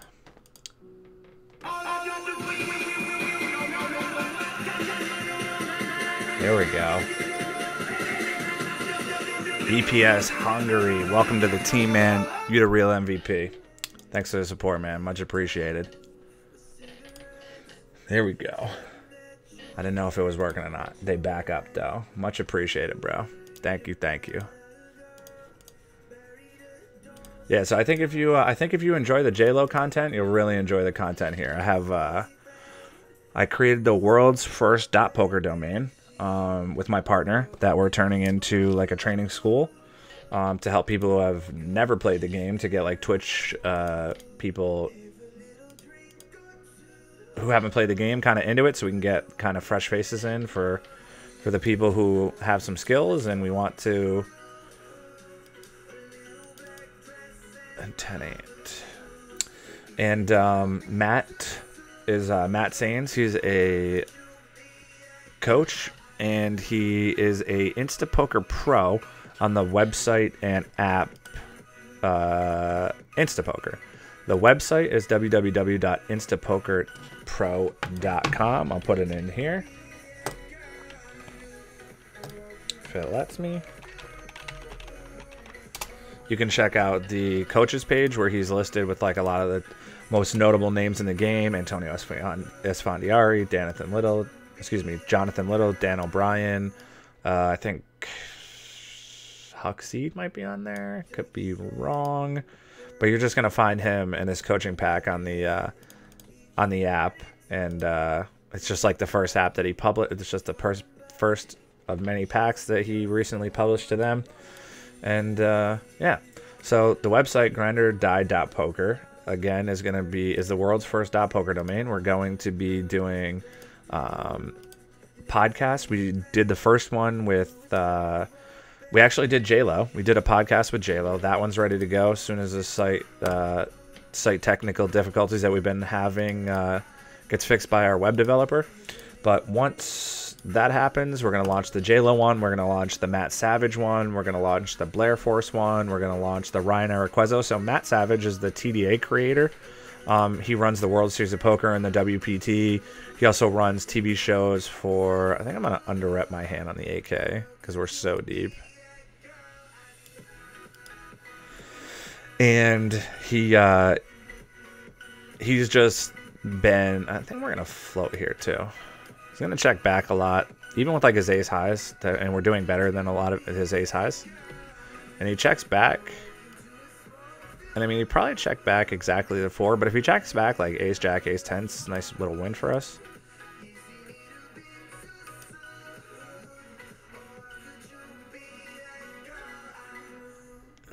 Interesting.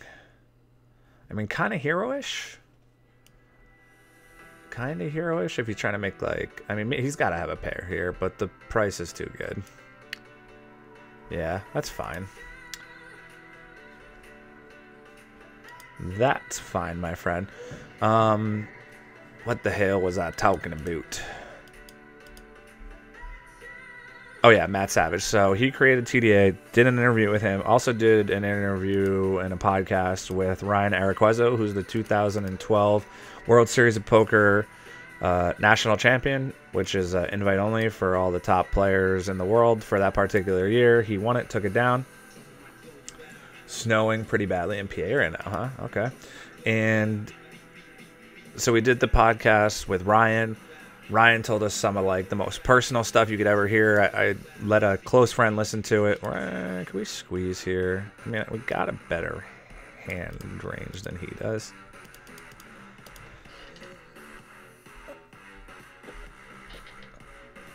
And it was just really, really emotional, the stuff that Ryan had to... I think we're just going to go ahead. I 3-bet here. I think we're just going to check, though.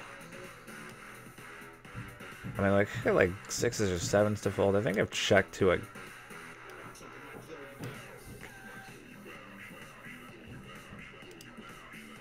If he checks to me again, I might bet. It's just bet's so small.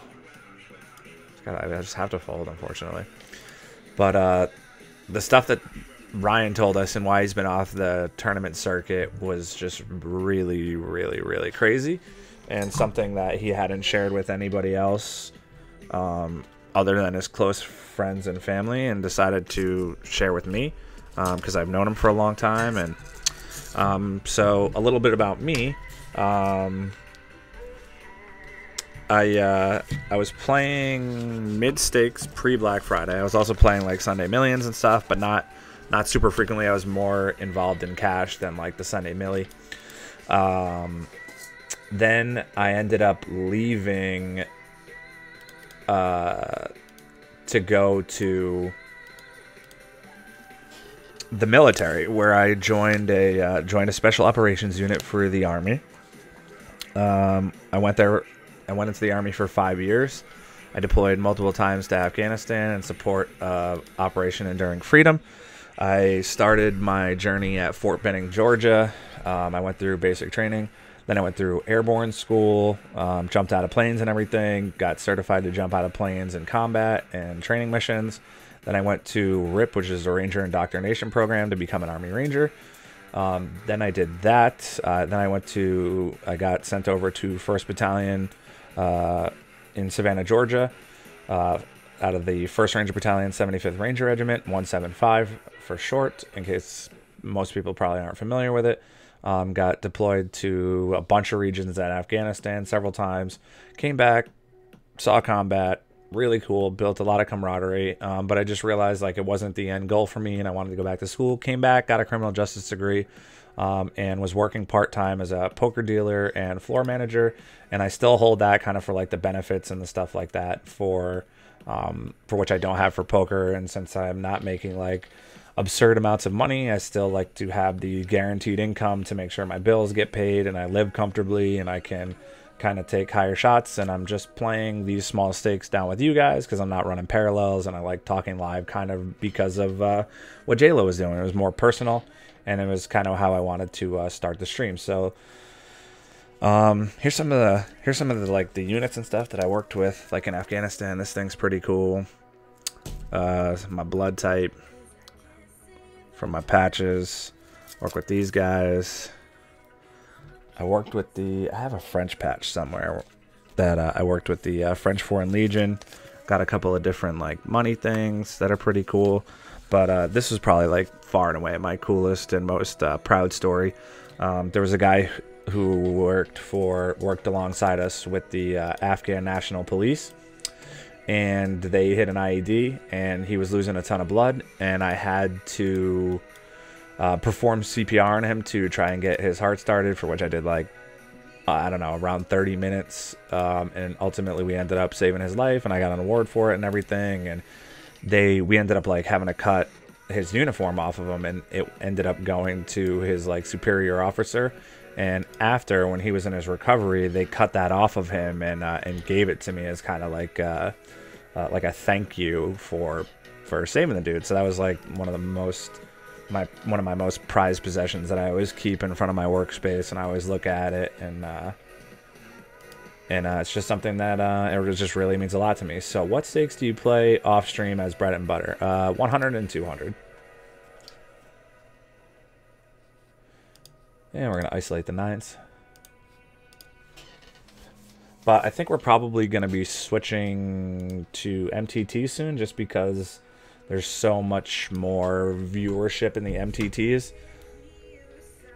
So we see a 3-bet out of the small blind, and like our hand is so good that it can play against like ace king, and given the price being over 3-1 to flop a set, it's a huge home run. And then we flop top set. We're just gonna get it in here. I'm actually just gonna ship.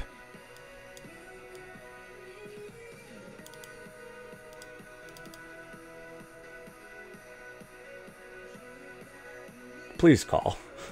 Please call.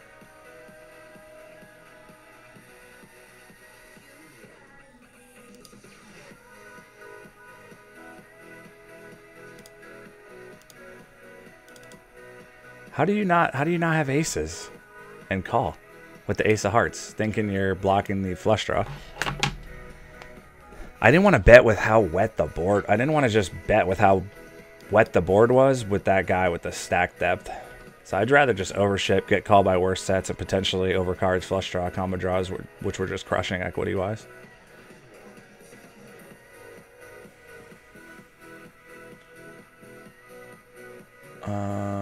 Could 3-bet here. I don't even have to 3-bet that much versus a recreational player, and we're gonna defend the queen jack.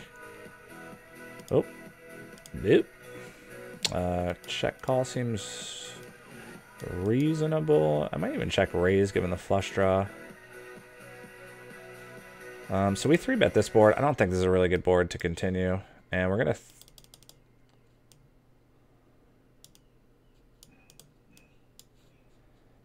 continue here with check raise. I mean, sometimes we're gonna run up against like queens, kings, aces, maybe even a set. And also like ace jack.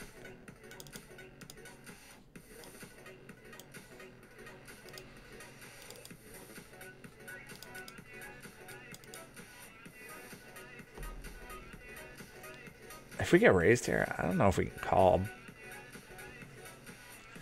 And I think given the fact that he might have a flush draw, he might bluff here, and I think he's going to check a lot of his range back. I think we're just going to check and bluff call, turn our hand into a bluff catcher. Yeah, sweet. I think we played it perfect. I don't think he's going to call another bet, and I don't think we can get somebody to call worse. So let's pull it up and see what happened. Let's pull it up and see what happened. I think if we do the MTT route, I'm probably going to still play zone and then just bring up, because people buy into the MTT runs. I think I'm still going to play zone with the MTTs so that there's always like a scenario to talk about until I'm deep, and then I just need to focus on the tournament itself. So we ended up getting called by this. I feel like this guy plays so bad. I don't know though, maybe not. So we get raised 3.5x. We check raise. We continue on a 9, which this should just be a fold absolutely by this point. Then it's a deuce. So maybe he thinks he can beat like a flush draw, combo draw. Nobody does it better. Everybody hands go whoop. You the real MVP, bro. Much appreciated, homie. Yeah. And then he just checks back and loses with pocket eights, right? Terrible. It's just so terrible. I mean, you get check raise flop, you should probably fold. But then, like, when another overcard comes, you should most likely fold, I guess. I don't know. Maybe he's just put me on straight overcard diamonds and thinks I'll give up by river.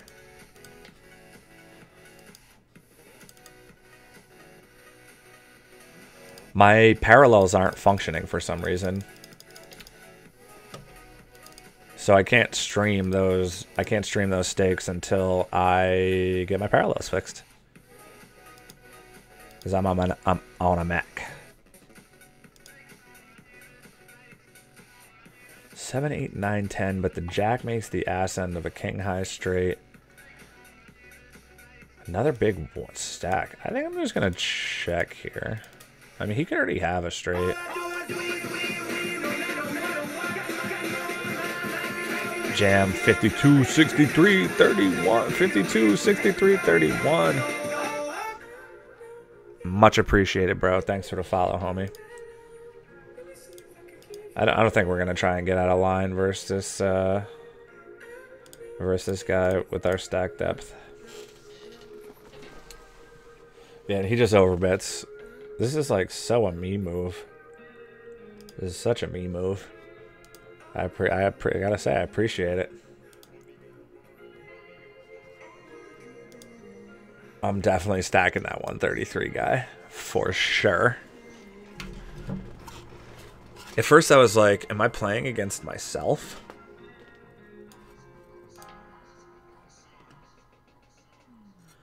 Because I don't care about losing. I'm not going to, because there's nobody who has the same effective stack size as I do. I'm not going to make a massive mistake against the dude with 173. And I don't mind losing $25 to another 25 effective stack if I were to get sniped by them. But like, there's a lot of things that have to go wrong for me to lose a massive pot in 25 and out. First, you got to hope that you get on the right table. There's a standard Twitch delay of like 20 seconds. And I'm not to say like I just don't care about $25. I just don't care about losing $25 on stream. Like, I'm not so rich that like 25 means nothing to me, but 304, I'm getting like 1.5 to 1. He's shipping shitty aces every pair. I need like a lot of equity here. Nah, for the stream. For the stream. Boo. We call his exact hand. You should give us the win. You should give us the win when we call his exact hand. I mean, I didn't call his exact hand, but I said he should ship shitty aces. Jack deuce deuce with the queen blocker. Interesting. He kind of timed for a second. I'm just going to bet small. I mean, he's got some twos in his range, like ace deuce suited.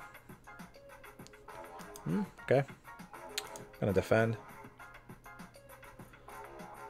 Oh, yeah, for sure. Once I get my parallels fixed, for sure, Chuz.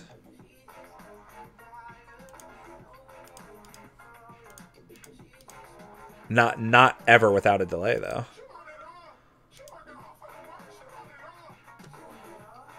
Bah! I didn't have it on the stream. That's so funny.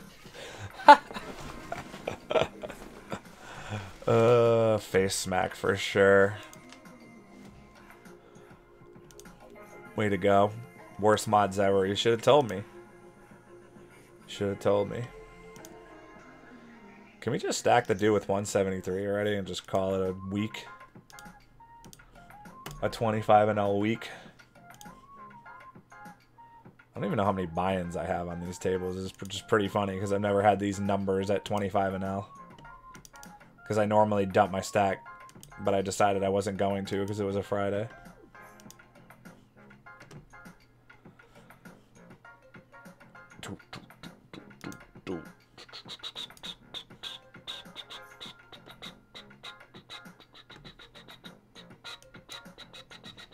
Well, to be... Oh, I should have fucking opened misclick, bastard.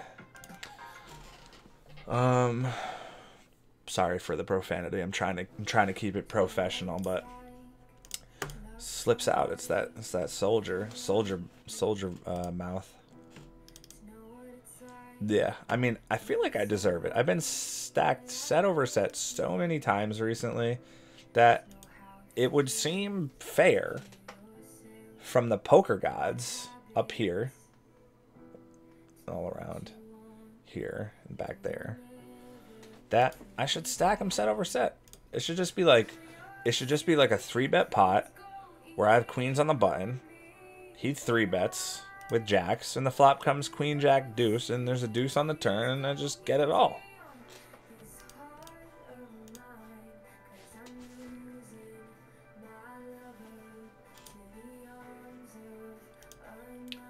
Virgin ears. Yeah, if you guys don't follow the stream please punish the follow button before you leave. I'm not going to be on too much longer. Anybody have any recommendations for who they think should deserve the hosty? I guess Queen Bee's on. I don't mind a Queen Bee. She's partnered, though. She's going to do all right. I want to do somebody who deserves it. Is this person partnered? Open up the ace-8 suited. This person's partnered. You don't need no help.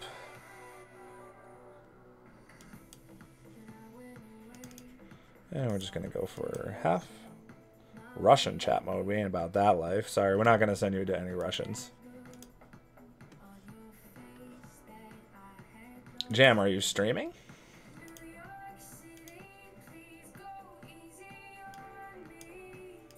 Is there a Jam actually streaming? You're not streaming though. How am I supposed to host you?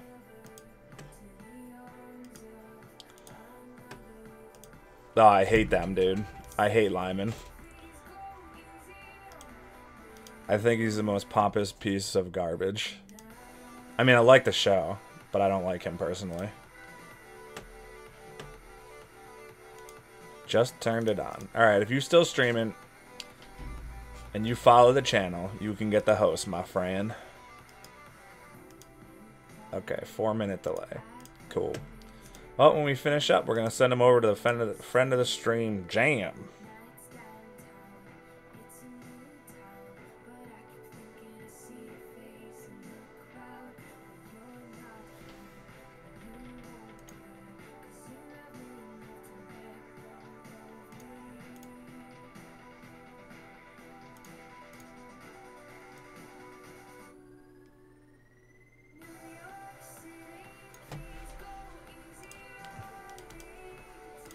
You're welcome, Jam. I mean, it might be like 30 minutes. I can't imagine how much longer I'm going to stay on. Marianne, have a good night, man. Appreciate it, bro. Have a great night. Enjoy the sleep. I got to do the same here shortly.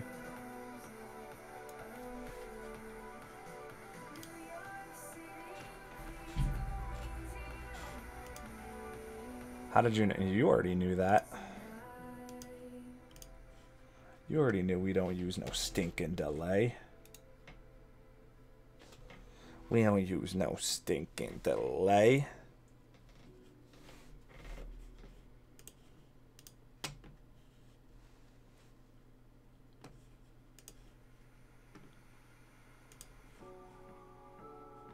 But for real, it's been a fun night. I mean, the run good has definitely made me continue streaming longer, but the interactive chat definitely helps, man.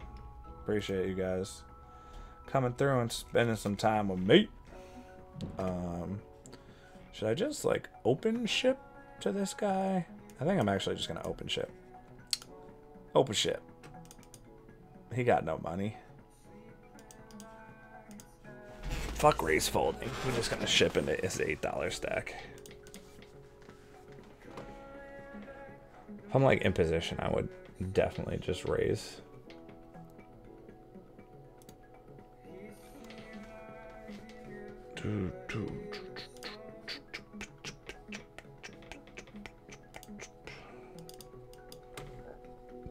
Three betting the ace jack from the small blind. Best case scenario, you fold. I probably actually made a mistake here. We're probably not going to get a fold. Oh, all right, cool. I think we'd be getting a fold enough versus a recreational player, aka a fun player.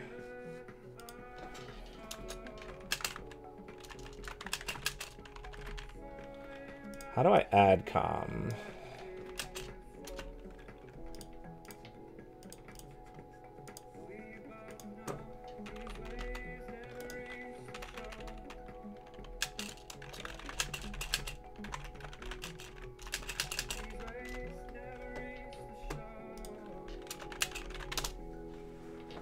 Damn it, why doesn't it work? Now we're gonna overcall the threes. You gotta keep playing until you take my 100 stack. Nah, I want that dude's 173 stack. Was that you who had the 173 stack?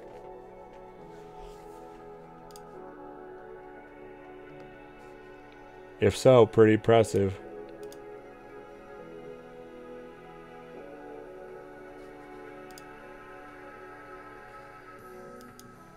Interesting. I'm actually going to overbet this spot too.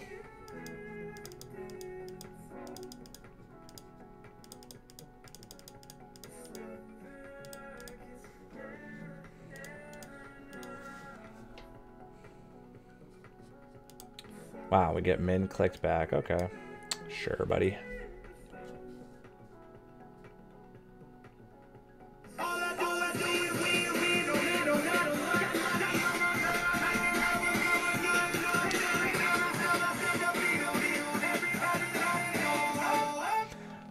Acid Wave, welcome to the team, bro. Much appreciated. Chris the Head 91, appreciate you having in. If you don't follow, please do. I know there's some new faces in here. I don't recognize everybody yet. Can I get thin value here to the tune of 1 Bieber? We would like 1 Bieber. 1 Biebers.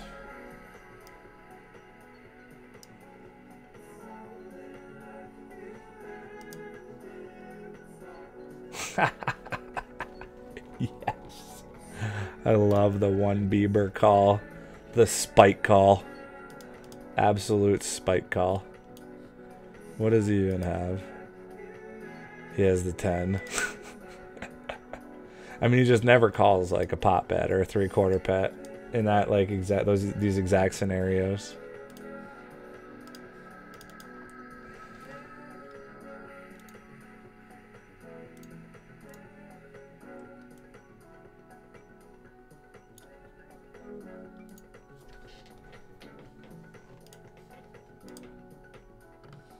So yeah, so while I have a decent audience, let's just chill and check out the website real quick. You know, why not? Let's check out the website real quick.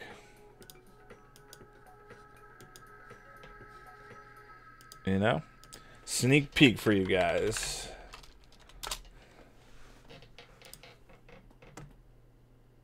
I'm kind of new to the app. Don't mean to interrupt, but how do I do it? You should be able to press like a heart on the app, right? Top right hand corner, if you like click the screen, there's like a little heart, right? If I'm not mistaken. You just press the heart and then it'll follow, I believe. I think that's how you do it. But yeah, all right. You guys ready? Here comes the sneak peek into the Grind or Die website that's going to be launching soon. I think almost all the technical difficulties are cleaned up, if I'm not mistaken. I'm gonna have to check with Matt, but let's check it out. You guys are getting a sneak peek. Nobody's ever seen it. World's first .poker domain right here. Check it out. Grind or Die. You guys are getting the sneak peek. Leg out.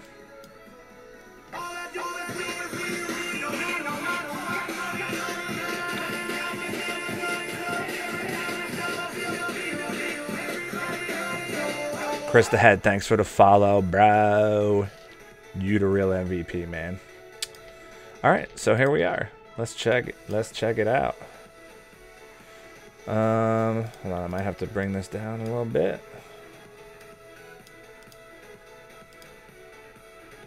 Might be a little bit too enlarged for what we're doing.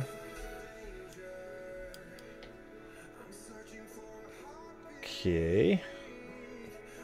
Yep. So nobody's seen this. You guys are the first ones to check out the website. We have a nice little static menu that when you scroll down on any's page, the static menu will hang out. It'll actually fade out a little bit. Go black. And then three excuse me, 3 things are going to pop out. For coaching, videos, tools, we're going to have video content. We're also going to be helping out with videos utilizing different tools like Poker Snowy, G-Torb, Advanced Poker Trainer, all sorts of stuff like that. Matt's going to be offering a majority of the coaching. I'm not sure how much I'm going to be taking on. I definitely will be taking on some micro stakes people that I've been coaching for a while now, and potentially more, but mostly going to be focused on streaming while Matt is picking up most of the coaching. At least at this point, and I'm going to be focused on content creation. Yeah, it's my webpage. Matt and I, my partner, created it. World's first .poker domain. You're getting a sneak preview of it right now. Nobody else has seen it. If you try to go to it, www.grindordie.poker, you will not be able to view this. So you guys are the only people who in the world can see this right now. And then this pops out. Welcome to Grind or Die. Maybe you're intrigued by the idea of playing a game that gives you the same level of enjoyment as video gaming but has profit potential, or you've heard that online poker is back in the US and you want to adjust your game to compete effectively in today's online landscape. Maybe you're looking to transition from live to online poker and want to dominate your home games. Searching for a site that explains it all simply and clearly, search no more. This is us. Then you just click this, get a chance to register. This will actually be fixed. This is one of the tech difficulties we've been running into. And we have this down here: Vivo Ego, Ego Disco, Vini Vidi Vici. Those are Latin terms that you guys can look up if you want to. Contact us. Got a contact page. I really like this image.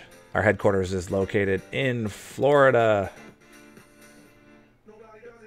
And we're always looking for players to coach, as well as we're going to be expanding our coaching stable to include all games. We're working on our coaching stable right now, talking with a bunch of people. Can't wait to feature these guys.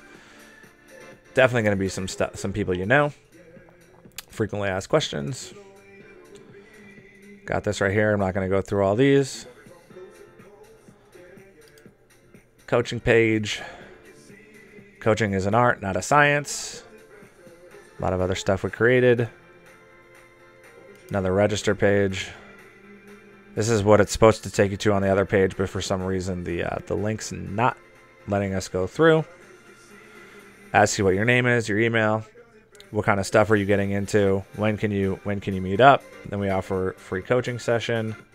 This is where the content's going to come into play, the stuff that we're producing. Really cool videos, articles, podcasts. Really happy with the podcast we're doing. So far, we've done J-Lo, the person who just hosted us. We've done Blair Force. We've done J-Patch. We've done Matt Savage. We've done Ryan Arquezzo. We're also going to be doing Elky. You guys all know him. You guys might also know him as Bertrand Grossbellier. He is one of only 5 of the Triple Crown winners in the entire planet who's won a World Series of Poker, EPT, and a WPT title. 1 of 5. So we're going to be interviewing him soon. We're also going to be doing Nananoku, I believe, is also on board. We're going to do, hopefully, Kevin Martin, Jamie Staples, Tonka in the near future. And, yeah, we're just going to be featuring a lot of poker streamers. We're also moderators for Chris Moneymaker, who just created his Twitch stream. Hopefully going to get him on board to do some stuff. The articles that we wrote are awesome. I can't wait to post the videos, although those are maybe one of the latter things that we get published.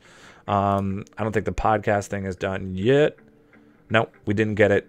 We didn't get it up, but it'll be up there soon. Also got a store that's we're going to launch. Store is launched, but doesn't have. This is again some of our tech difficulties that we're having. So the store should be showing up. Has a bunch of stuff in there. The store is all created, but they're just placeholder images. And for some reason, when we tried to change them to the stuff that we were actually creating, it just shut down for some reason on us. So that's about it. You guys have got the grand tour.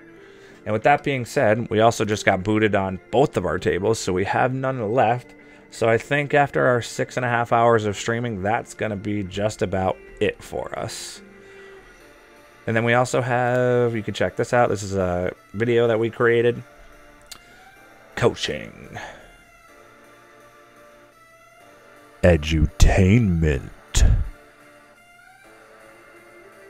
Software tools. Improve your game. www.grindordie.poker. Grind or die. Elevate your game.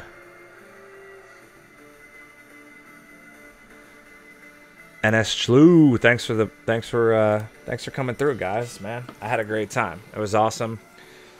Yeah, I think I did make $400 at 25 and L. 400 at 25 is mental. Yeah, it was a good little run.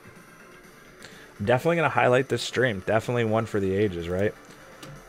I'm glad you guys could come in for the end of it. If you guys were here for most of it, I mean, love J-Lo, good streamer, but you guys missed an epic stream. So come back, hopefully we can throw another epic one on for you in the near future. We're going to be streaming for Poker News soon. Heading down to New Jersey, gonna team up with either, I believe we're gonna try to team up with a PokerStars Pro, Sam Abernathy, Cordy B, or I think maybe Grips. One of them, somebody. They're gonna try to link us up, somebody to do a dual stream, and do some really cool stuff. And we got our hands on a lot of stuff that's really cool that you guys are all gonna know, that you're all gonna be interested in for Twitch. A lot of the stuff that we're doing is all Twitch based, and all the huge players that you know from Twitch are hopefully all going to be involved. So if you guys don't got anything else for me, yeah, I mean, the LOL Grips thing, it is what it is. He claims he got framed. I mean, I don't know, I can't prove it, nobody can really prove it. Yeah, man, Sherlock, organic 50 viewers, pretty cool, right? First time. Feels good. Feels really, really good.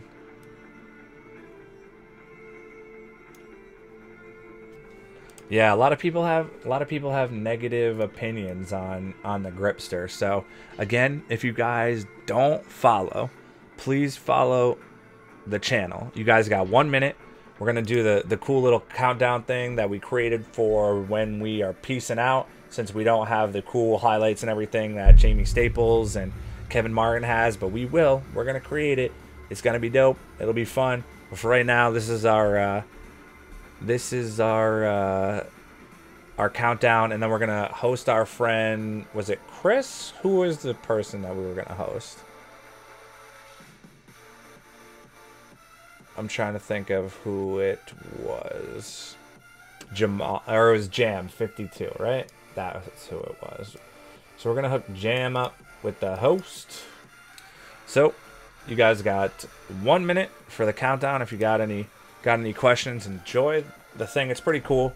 Got some cool graphics, poker cards fly around and everything. So at the end, we're gonna be out.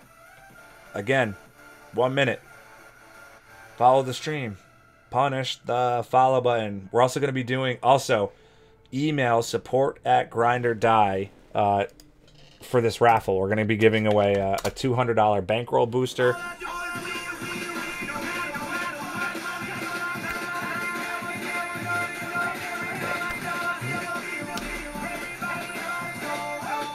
Much appreciated for the follow, man. Love you guys. Definitely email support@grindordie for the raffle. We're going to be doing a 200 bankroll booster. We're also going to be giving away a hoodie and a t-shirt with the dude that you're seeing right now for the last 17 seconds. That's going to be on a t-shirt. We're giving it away. We're doing it on Poker News. It's going to be awesome. Come through and hang out.